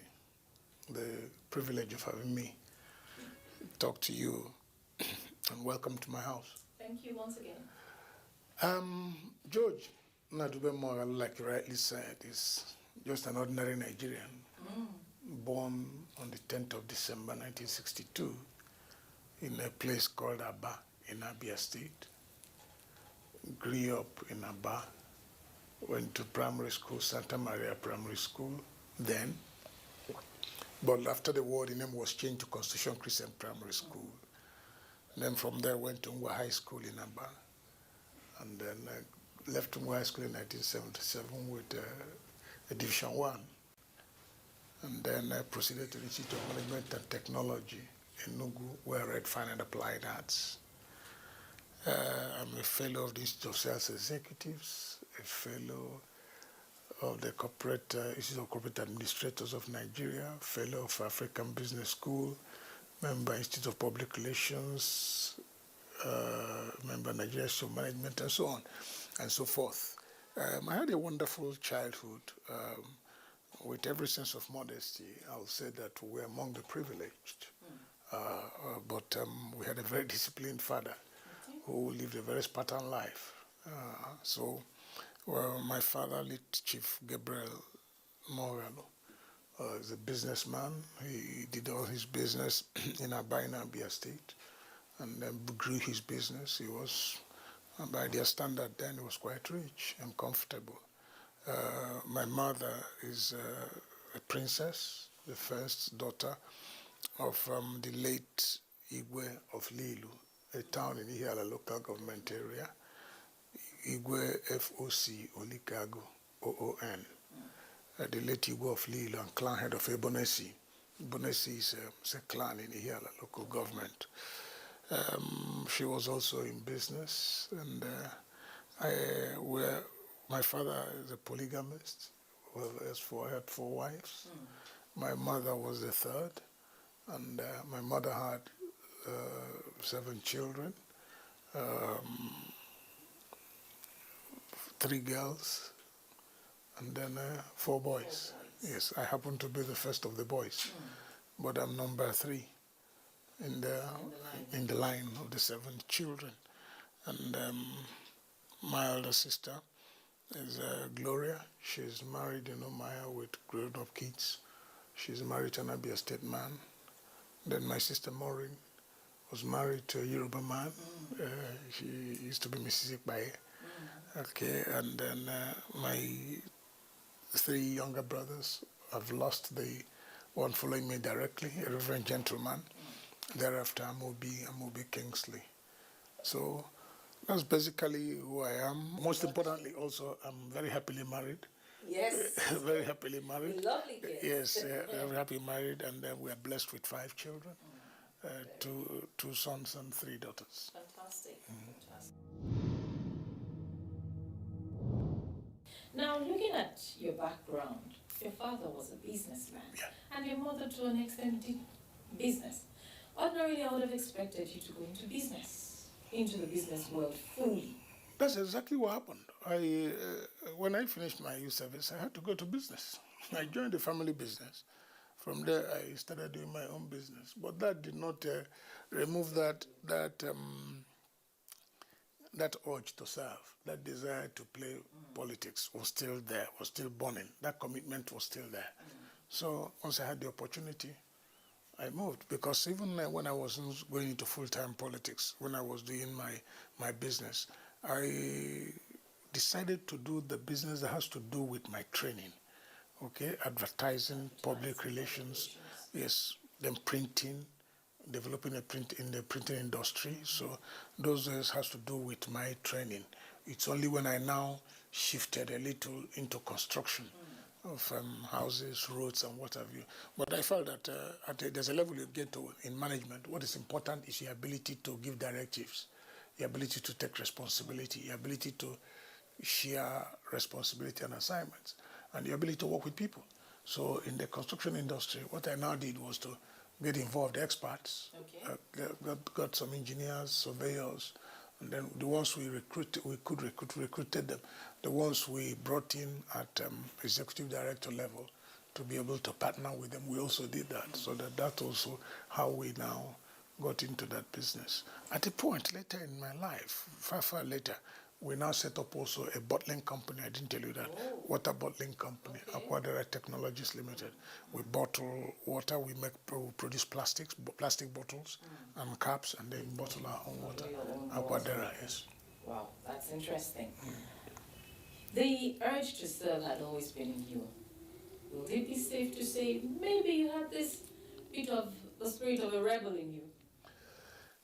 I don't know whether it can be called a rebel, but the point is that yes, to an extent, because if you do, yes, to an extent, because if you do what others don't do, okay, there's some atom of rebellion. Yes, there's a little bit of rebellion in it. So looking at it from that perspective, somebody can say yes. Okay. But I also will not want to say that I rebelled. But the point is that I was driven by conviction. To make yes, change. To make change and to do things. I'm a system person. I believe in things that are properly done. Okay, things that are very orderly. Okay, and then I also have come to terms with the fact that if you don't plan well, there's no way you can succeed. Okay, and I have that infused in me, that I try to tidy up things. I try to do things the way I think they will be done. Okay, so basically. Now, having been a part of the Nigerian political journey, at least this arm of the Nigerian political journey since 1999, or even before then, the days of the NRC, the SDP, how have we fared in the political sphere so far as a nation? I wouldn't say we've done very badly, but I will also be honest enough to say we haven't gotten to where we desire to be. Okay. A lot still needs to be done. Okay. And I mean a lot. Since you have given me this platform, it's an opportunity for me to remind us politicians that in line with what I think is American President Kennedy said, that we should always think of what we can give to the country and not what country can give to us. We must demonstrate love for this nation that has provided cover for all of us. We must develop commitment to the development of this country because we haven't done very badly. Yes, because we are just about 60 years. But I had wished that we get to our destination earlier than now. But the important thing is that we have to remain focused. We have to remain determined. Because if you remove your eye from the ball, certainly you have a problem. But if your eye is on the ball, certainly you will get to your desired destination. So I think that a little more still has to be done. A little more still has to be done. And that brings me to your present office, the DG CEO NIWA. Nigeria is indeed blessed with expansive waterways. Correct. And I mean, from the north to the south, to the east and the west, I mean, we have quite some waters. And maybe of all of this, we look at the Niger Basin. That's in the confluence in Lokoja, where we have both the Niger and the River Niger and River Benue meeting, and possibly the expanse of water in Lagos that we've been putting to use. How far or how well have we fared in putting our waterways to use? Have we, have we maximized our potentials in that area? Let me begin first by thanking you for the comment you just made, because a lot of people have asked, why do we have the National Inland Waterways Authority headquarters in Lokoja? At least I've been confronted with this question by many, many people. Why? Why is it not in Abuja? Why is it not in Lagos? Why is it not there? Because most federal agencies are here.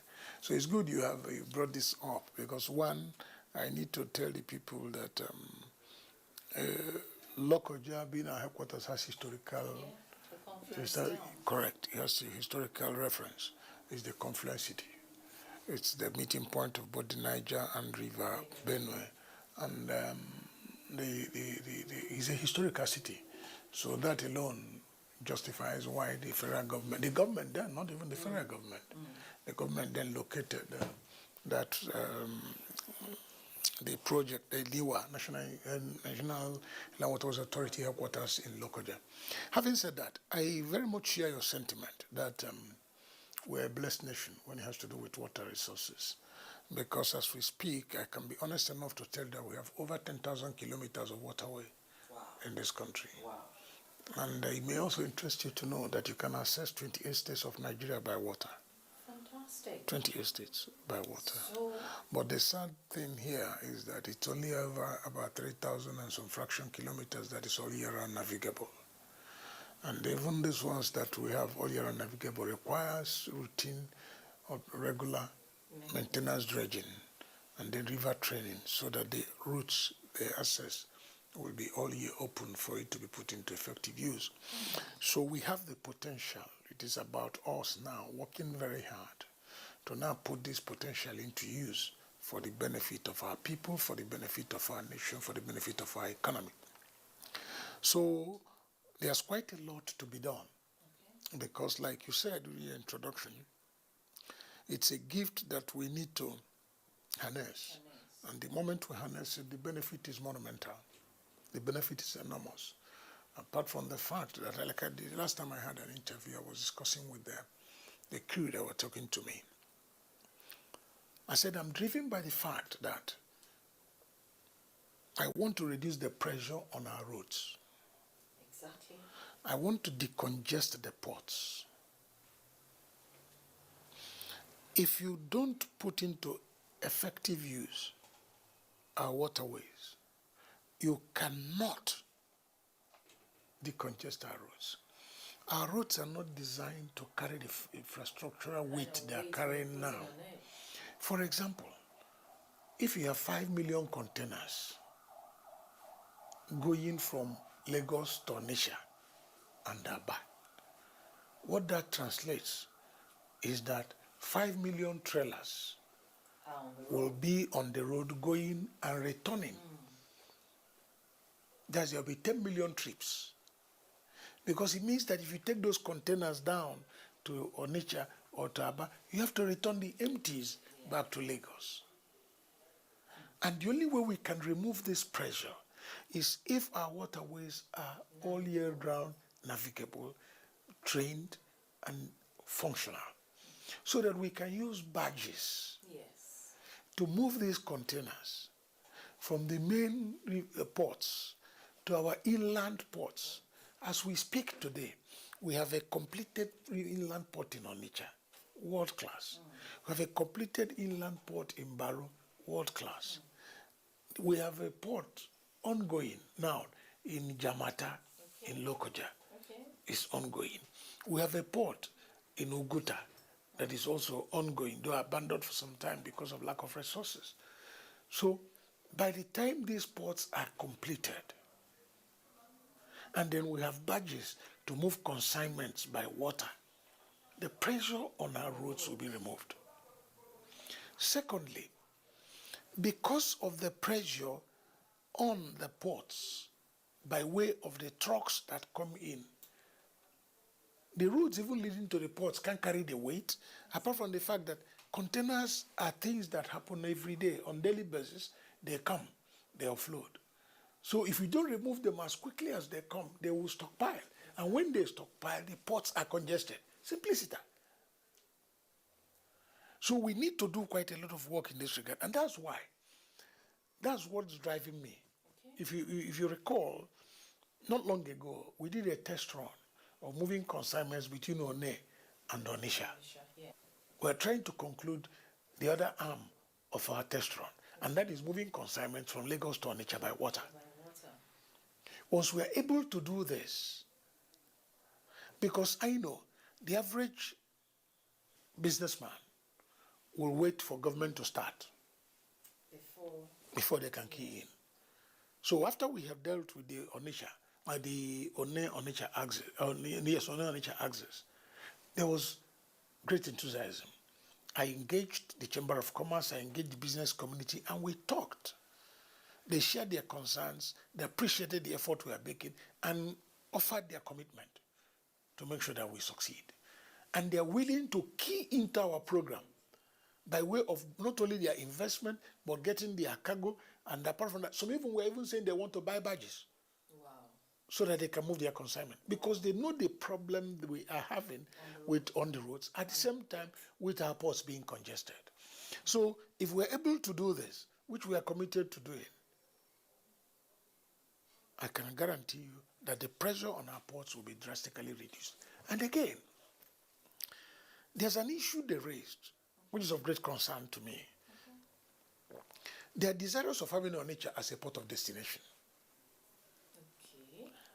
What that means is that they can book their cargo in China or in London, anywhere in Europe, to Onitsha.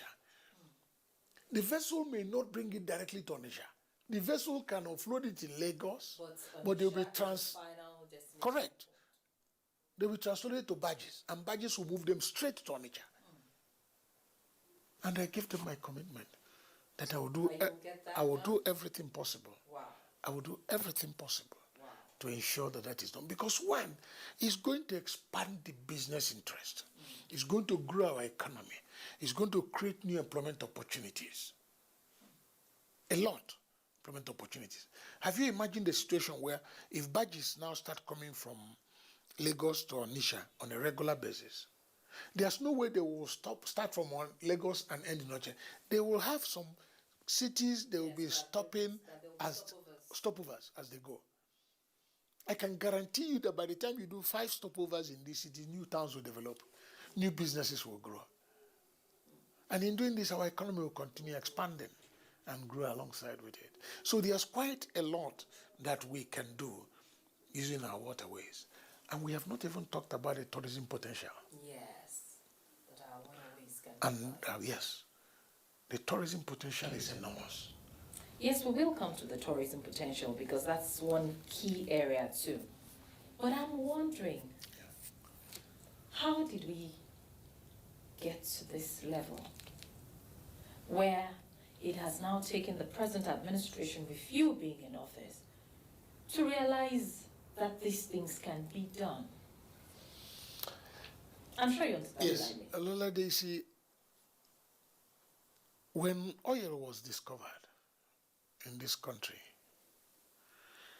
and a lot of money was coming from that source, we forgot about everything. For managing our country, developing our country. Every emphasis was on that oil. So a lot of the people in government then were not seeing other potentials. They were not looking inwards. They were not looking at other variables. And that is the difference between this administration and a lot of administrations before them. If you take note, this administration is diversifying on a massive scale because we are confronted with the reality that oil is no more good business. It's no more as it used to be. Because if you remember, before this administration came into office, oil was selling for over $100 a barrel. But it got to a point where oil was selling for $20-something a barrel in this administration. In that situation, what do? You have to think out of the box. You have to look inwards. So we are now forced to look around. What do we do? What would the administration do? So this administration now started looking towards agriculture, started looking towards marine, towards looking. You see, the marine industry has the capacity to fund this government. Yes, in a lot of ways, if we develop it. Agriculture. Don't forget that time was in this country. Time was in this country when the entire mainstay of Western Nigeria was anchored on cocoa. Yes. Time was when everything about the eastern part of this country was palm oil and rubber. Time was in this country when everything that has to do with granite pyramids were there. Then we had no oil. And if you check, a lot of our critical infrastructure was built in this country then. Yes. Very critical infrastructure. I quite agree with you. Fine. We have to go back there. administration, in the federal, in the states, in the local government, we bust looking words. It's no more a matter of coming to Abuja to share money and then go back. No. We have now to generate the money. We now have to work hard. We have to look inwards. We now have to think of what can we do as a people to help ourselves. How do we develop our immediate environment? Okay, because the money that we used to share is no more coming the way it should be. Now efforts are being made to look for money to fund budgets. So it's not a matter of choice anymore. It's not a matter of it will come. No, it will not come. It's a matter of what are you going to do if such monies that we are getting free before, if it doesn't come. Would you shut down? The choice is yours. The choice is indeed yours. Yes, the choice is yours. And that brings me to a point you wanted to talk about before. Tourism. The tourism potentials by water. Let's see. We know that people like to travel, by air. Before, maybe to an extent by roads. But because of our attendant challenges, bad road networks, and also security, people have shelved, traversing this country by roads. What are you offering by water? I know that when I travel out of the country, I love to go on cruises. And I'm wondering why I can't have boat cruises in Nigeria. I drive by the marina in Lagos, and I see that expanse of water there. But little or nothing is being done in terms of tourism there. A lot can be done. 2 Sundays ago, I was on water. I went from Lagos to Badagry to go and close a training program we had in partnership with a company, SimTop. Okay. We did a training for boat operators.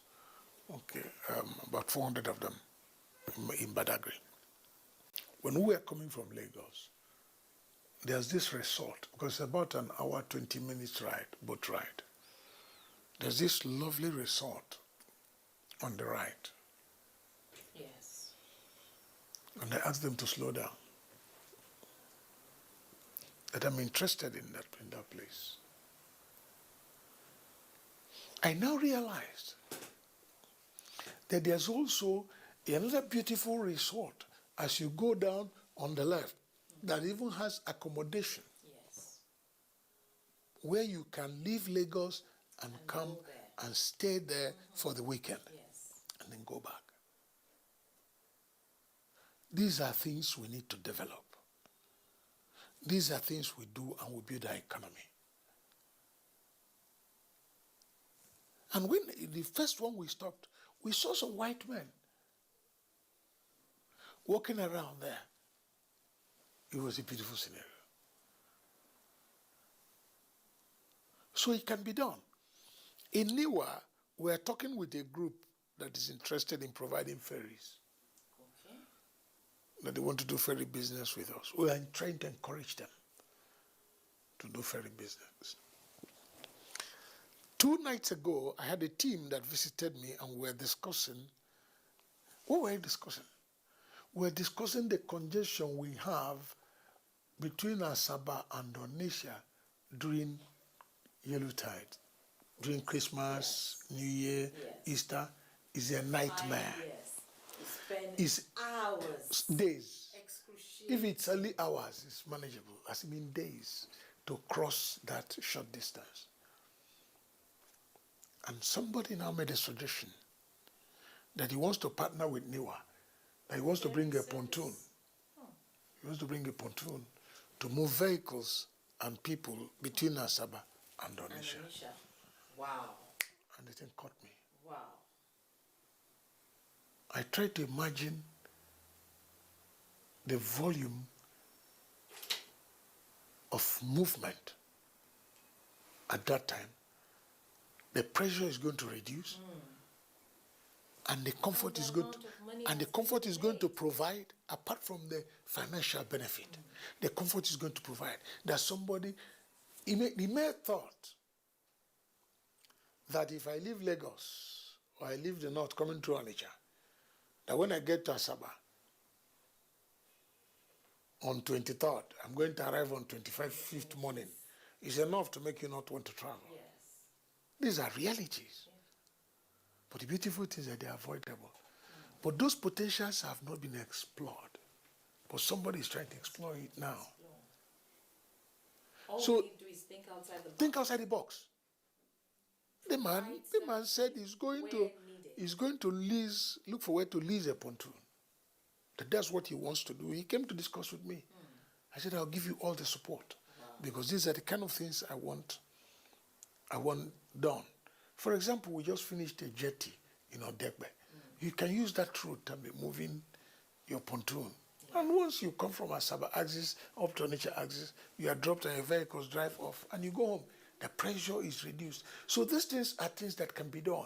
And it creates, you see, the tourism industry can also grow when you realize that the pressure, the pain, the difficulties you get in doing things that are not common will not be there. If there's a guarantee of peace of mind, if there's guarantee of safety, if there's guarantee of comfort, why not? And that brings me to safety and security of our waterways. Now, I know that Lagos State has tried to expand to do more of water transportation. But I also know that in times past, up to as early this year or mid this year, they've been recording boat mishaps on the waters. You find people who are trying to commute, especially people that live in areas like Ikorodu and Co, and who have to come to the island to work. They go, it's safer, it's easier for them to go by water and cheaper. But they find themselves being involved in one form of accident or the other. Now, the accidents are there, but of course the security of lives and property is also there. How safe are Nigerian waterways? Now we're trying to, invite a lot of business onto our waterways with the expansion. What's the assurance of safety and security? All right, the question you asked are two-pronged. Yes. One has to do with security and safety. The other has to do with issue of mishaps on our waterways. Let me start with the mishaps on our waterways.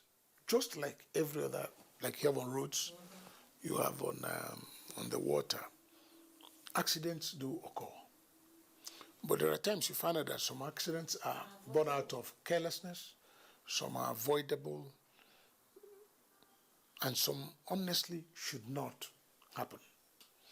And that is why on our own part, we are doing quite a lot. Apart from improving our sensitization programs to get people to understand the implications, we are trying also to enforce protocols. We now enforce protocols. Our police, the newer police, they are up and doing, they are on the waters now, trying to enforce protocols. We've also improved on the training facilities. We have a training facility now in Warri, where boat operators are trained, captains are trained and licensed. I just told you I came from Badagry 2 Sundays ago, where I went to close a 1-week training program so that boat operators are licensed. We have outlawed a situation where an unlicensed operator will take a vessel and enter into the water. Statistics have also shown that a good percentage of the accidents that has happened either happen late in the night or early hours of the morning. What that goes to show is that the navigational aids are not there. So our first initial step was to ban vessels taking off from any newer jetty once it is 6:30 p.m. Okay. At least pending when the navigational aids will be available. Yes, because we have upped the ante with regards to inspecting and certifying vessels. Like when I was in Badagry, the issue came up. They want to buy some vessels. Some private businessmen want to buy some vessels. They want to put for water transportation. They said, what do I advise them to do? I said, go to NIWA office. We direct you. Even if you have made arrangements for your vessels, so that our engineers, our marine engineers will come and certify those vessels and know whether they are seaworthy or river-worthy. So that you don't go and waste your money, Because somebody who wants to sell his commodity can sell you anything. So that you don't waste your money, so that you buy the right material and use it. And then you can maximize your benefit. So these are some of the things we are doing. Unlike before, you can't enter any of our vessels or any of our jetties without being properly kitted. No. Yes, you cannot. Because they will not carry you. They won't even let you know. What you must understand is that life jackets expire. Yes. But people don't know. A lot of people don't know that life jackets expire. So these are things we are enforcing now because we feel uncomfortable that people take vessels that are not seaworthy. You carry human beings, you go and waste them. There are also other challenges, like you have water hyacinth on the waterways, you have wrecks on the waterways. We are addressing them. Water hyacinth, for example, is not a one-off thing. It's something that happens yearly. It's like a yearly... I'm surprised that we've not seen them so much. No, they are because we have been removing them.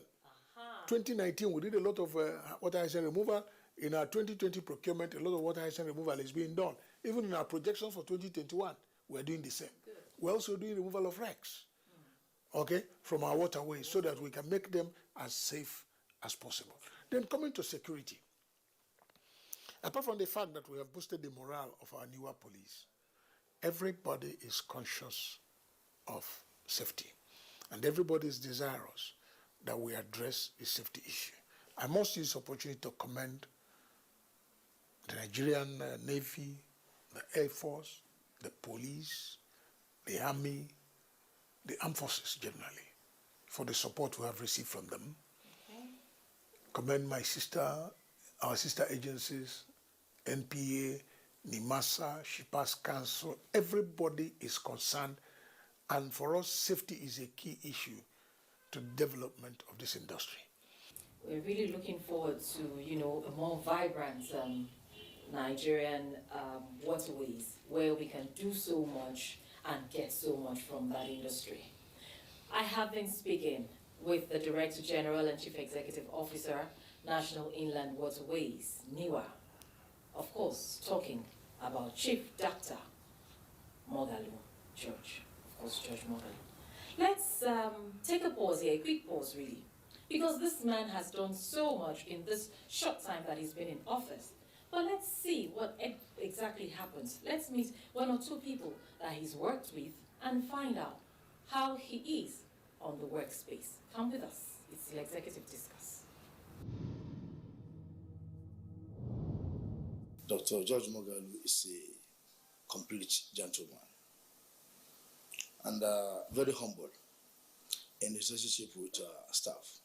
Coming of Mogalu to NIWA has helped this department, the Corporate Affairs Department, to exercise its functions very well because of the kind of background he has. He's a public relation practitioner, public relation consultant. That made our job with him very easy. He understands the aspect of Corporate Affairs Department where we should function.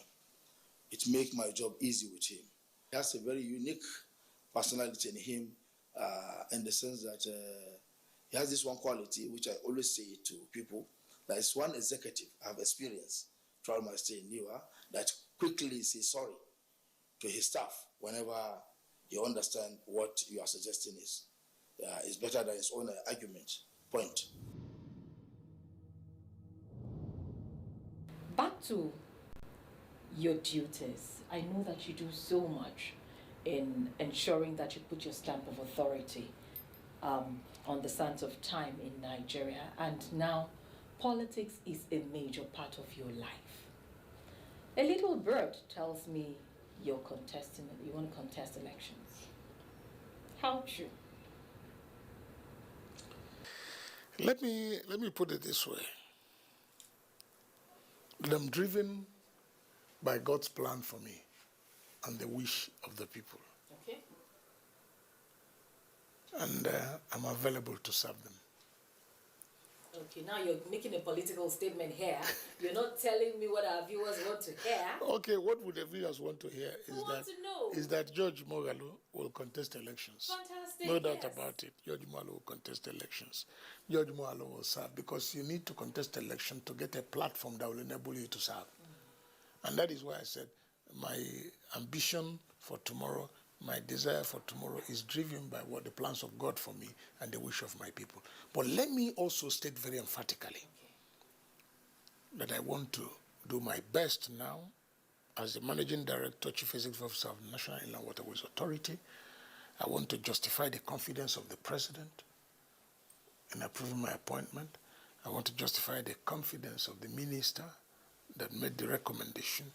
I want to justify the confidence of my friends, my colleagues, my contemporaries, people who know me, and most importantly, to justify the confidence of my family.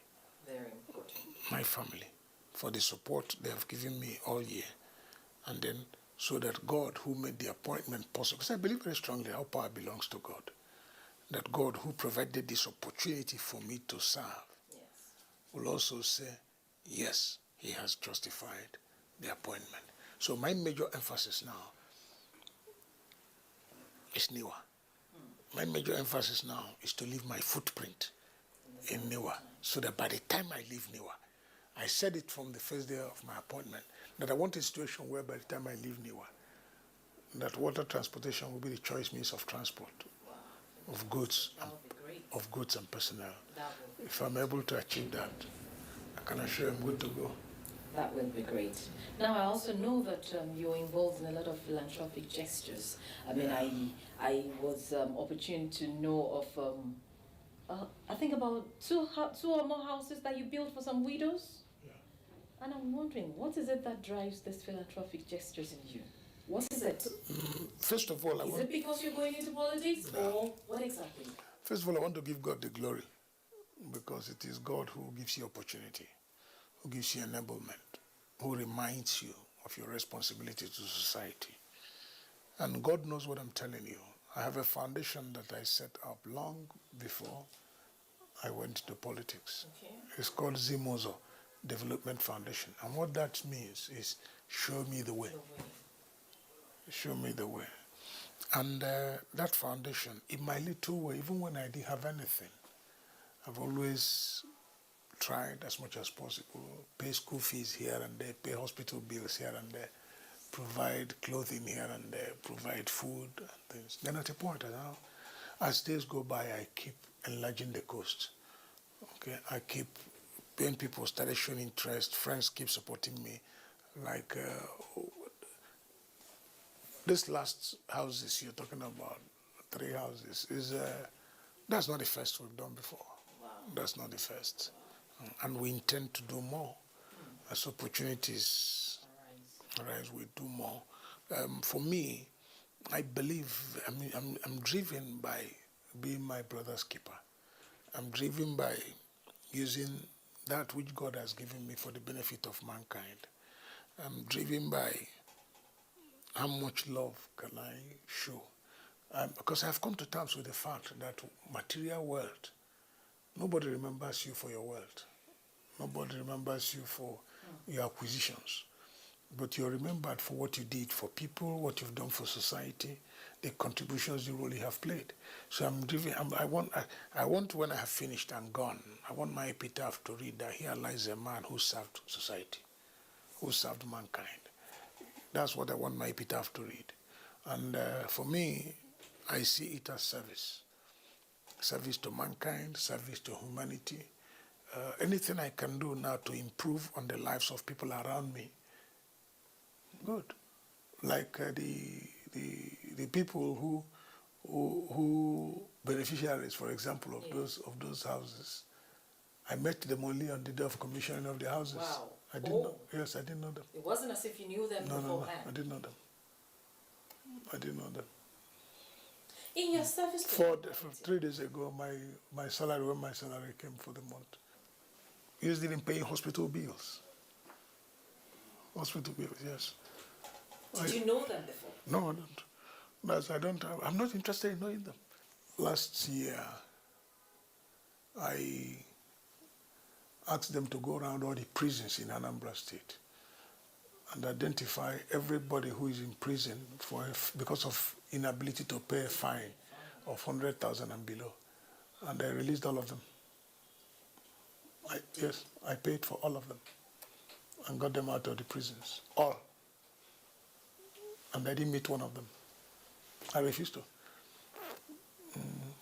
Like the prisoners, some of them said they want to come and see me. And when they told my staff who went to pay the fines in the courts to be able to release them, I said, I don't want to see any of them. I have no business seeing them. I'm not doing it for them. I'm doing it because God has asked me to do it.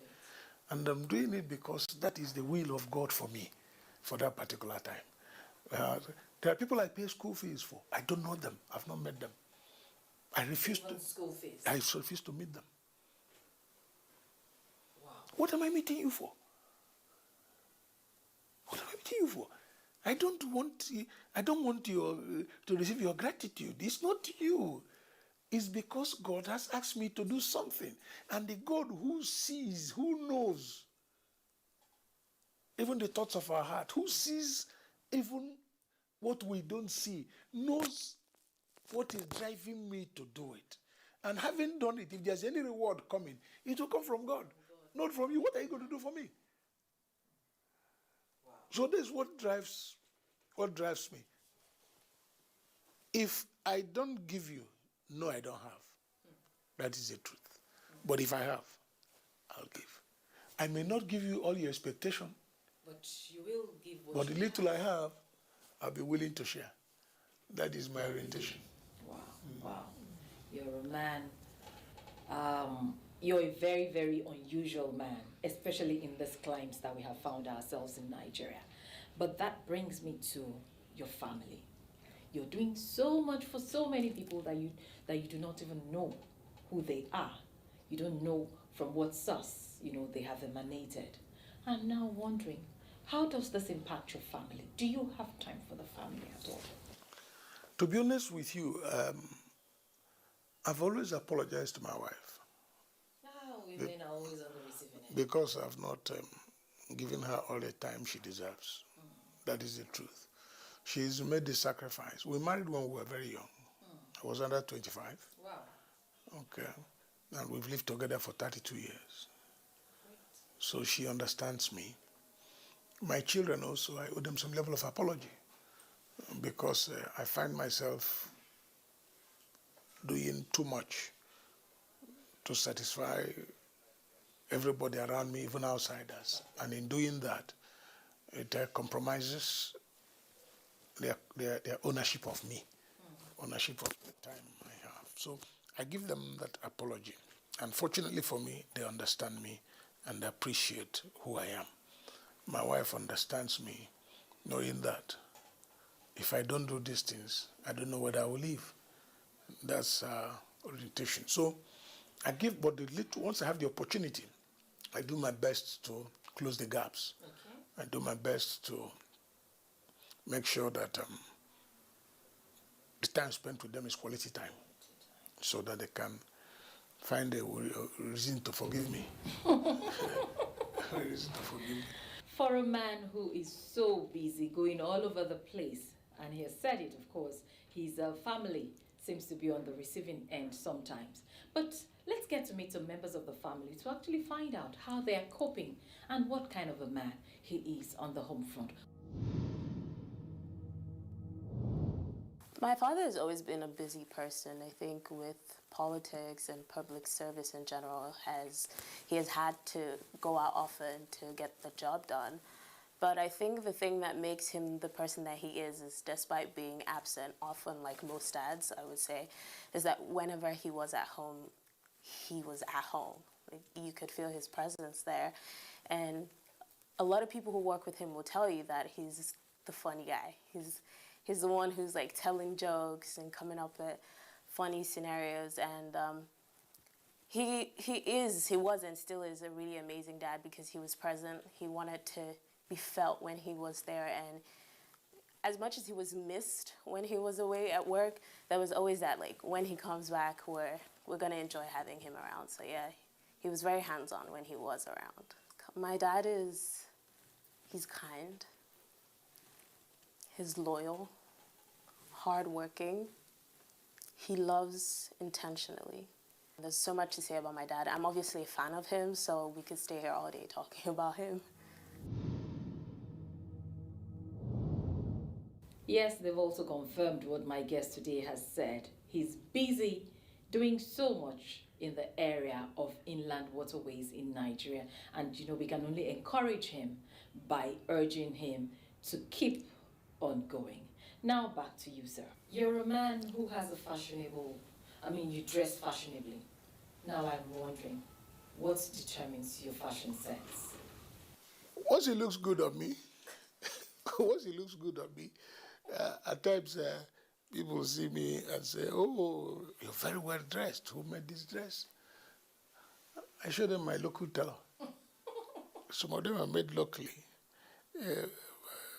Some of them I buy, particularly my suits. But I'm somebody who likes watches and rings. Okay. At least I see 2 rings. Jewelry, yes. And I try to wear my jewelry to reflect what I'm wearing at any good time. So otherwise, but generally speaking, I just wear something that is comfortable.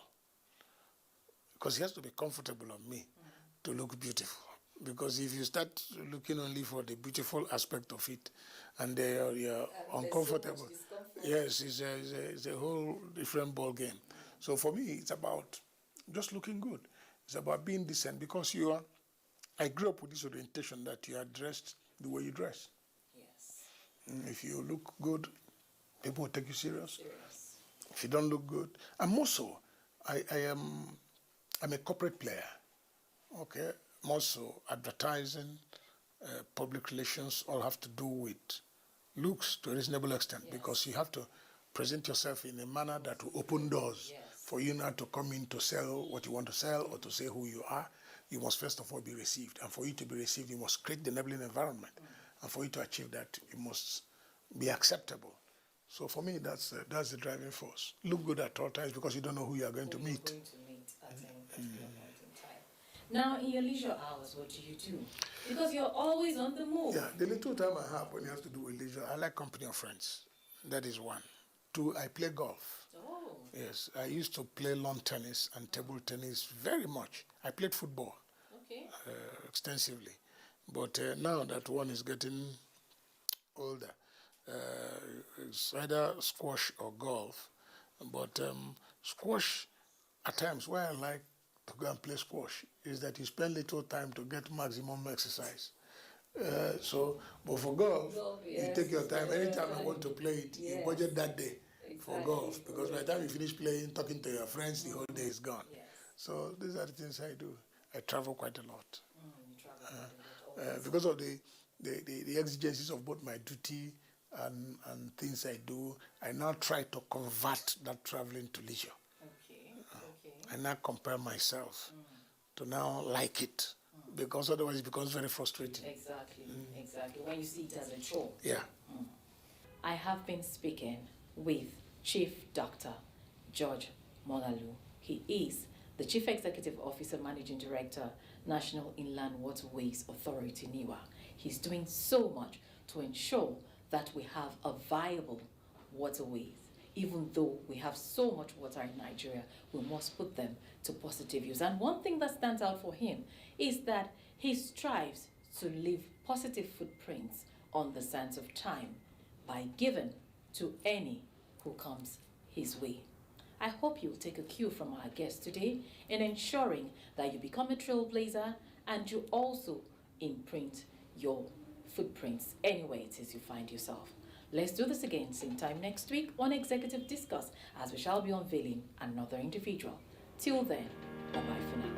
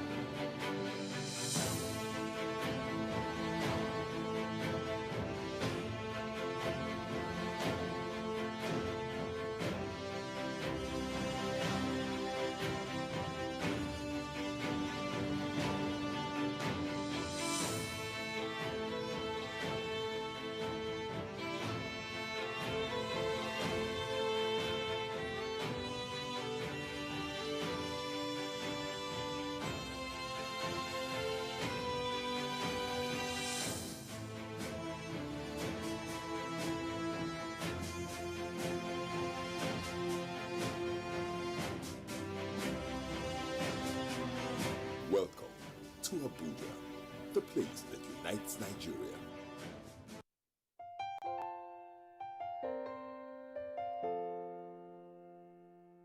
My brother, my sister, papa, mama, and pikin. Corona, no big pass us. We go fight time, we go win. As long as we remember to always do the right thing. Wash your hands, love each other, we go win. Oh. Corona, na the virus, we dey worry human being. E no get Lego, but e dey waka from person to person. But we fit beat time, we fit stop time if we maintain good hygiene and practice social distancing. We go win. Oh. No shaking hands with your neighbor. Blow them a kiss from afar. Use soap and water to wage war. Let's show this thing who we are. We are special, we're courageous, we are awesome human beings. We dey super, we get power, we can conquer anything. If we hear word and obey laws and exercise discipline. Wash your hands, love each other, we go win. Oh. If it be like say you know well, like it's something they do you, and you feel say, you believe say, you get to see they do you, and your body no grisogy, like it's something they do you. No let panic finish you, you go win. Oh. Self-isolate for the sake of all the people that you love. Oh, don't go around spreading rumors, 'cause fake news won't help anyone. You are special, you're courageous, you're a caged human being. You too much, oh, you get power, you can conquer anything. Only if you hear word and obey laws and exercise discipline. Wash your hands, love one another, we go win. Oh. My brother, my sister, papa, mama, and pikin. COVID-19, no big pass, we go fight and we go win. Just as long as we remember to always do the right thing. Wash your hands, love each other, we go win. Oh.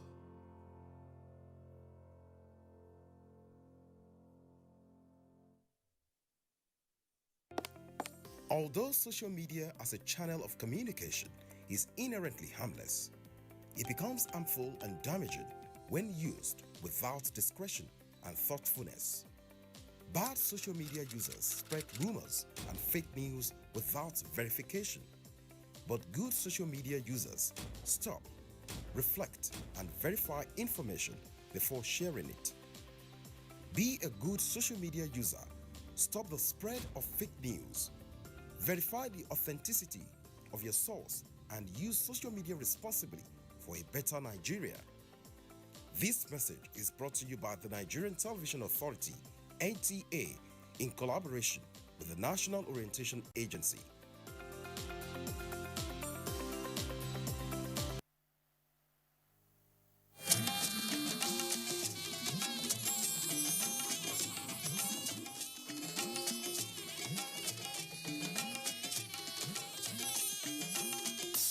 This is the network service of the NTA.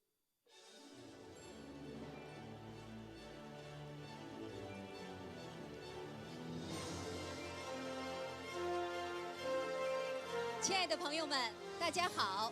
欢迎大家观看《共此时》庆祝中国和尼日利亚建交50周年线上文艺演播。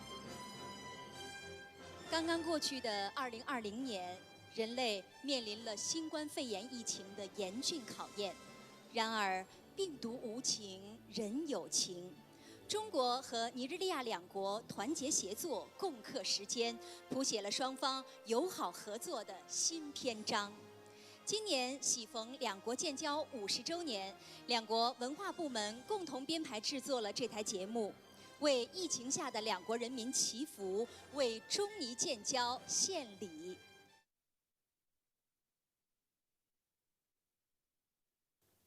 今年是中国和尼日利亚建交50周年。50年来，我们两国关系始终保持健康、稳定、友好发展。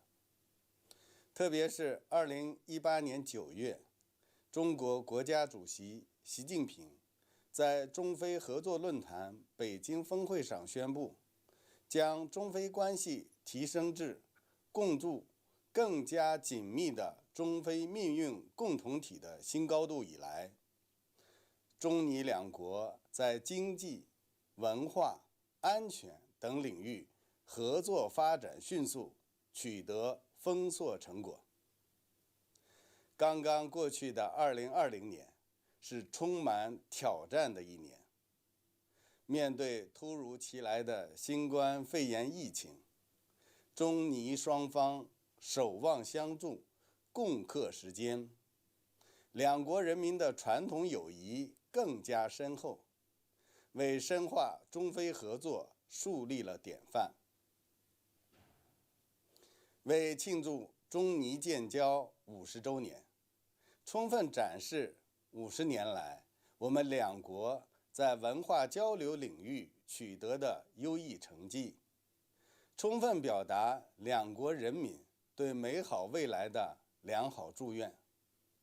在中国文化和旅游部与尼日利亚新闻和文化部的组织下，中尼两国艺术家倾力合作，共同完成此次线上演播，展现两国人民不畏艰难、积极向上的精神风貌，传递两国人民团结协作、共创未来的美好愿景。在此，我仅代表中国文化和旅游部，向中尼建交50周年华诞表示热烈的祝贺，向中尼两国艺术家致以诚挚的问候和衷心的感谢。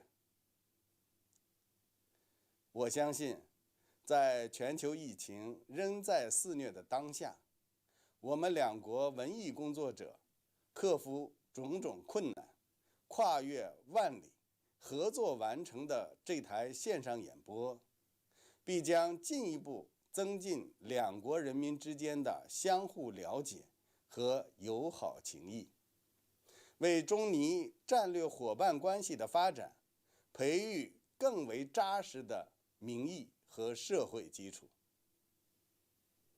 预祝演播取得圆满成功，祝愿中尼两国友谊长存，两国人民幸福安康。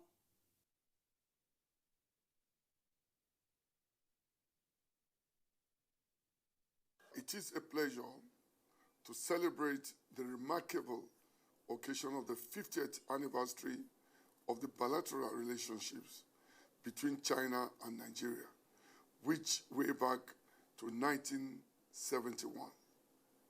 China and Nigeria demonstrated their commitment to the robust on health and commitment on commercial cooperation in view of the China-African relationships.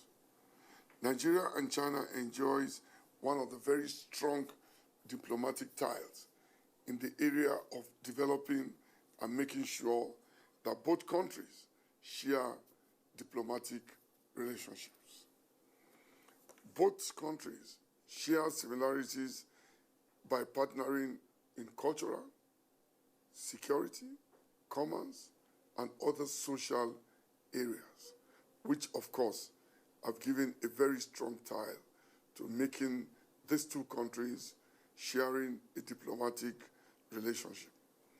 May I now use this opportunity to commend the Chinese community in Nigeria, who had always given us tremendous support in areas of training, in areas of skill acquisition, and some others.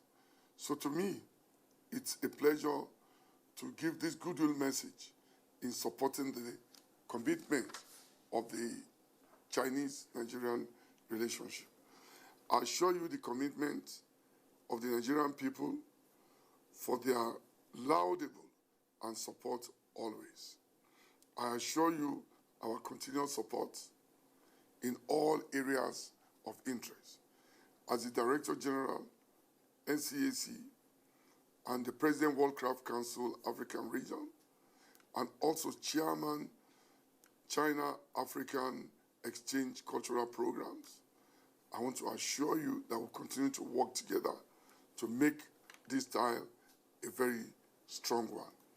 Once again, I congratulate and commend the Chinese consulate in Nigeria for organizing this very laudable event that have given a platform to celebrating the best of both countries. On this note, on behalf of the people of Nigeria, I wish the Chinese people a wonderful celebration. Long live the Federal Republic of Nigeria. Long live the People Republic of China, and wish everyone all the best. 今天的演出将由中国和尼日利亚的艺术家们共同呈现。我们用微笑铺满舞台，用歌声唱响未来。我们坚信，疫情终将过去，中尼人民的友谊与合作必将更加辉煌。欢天喜地辞旧岁，龙腾虎跃迎新春。请大家欣赏民乐合奏《龙腾虎跃》。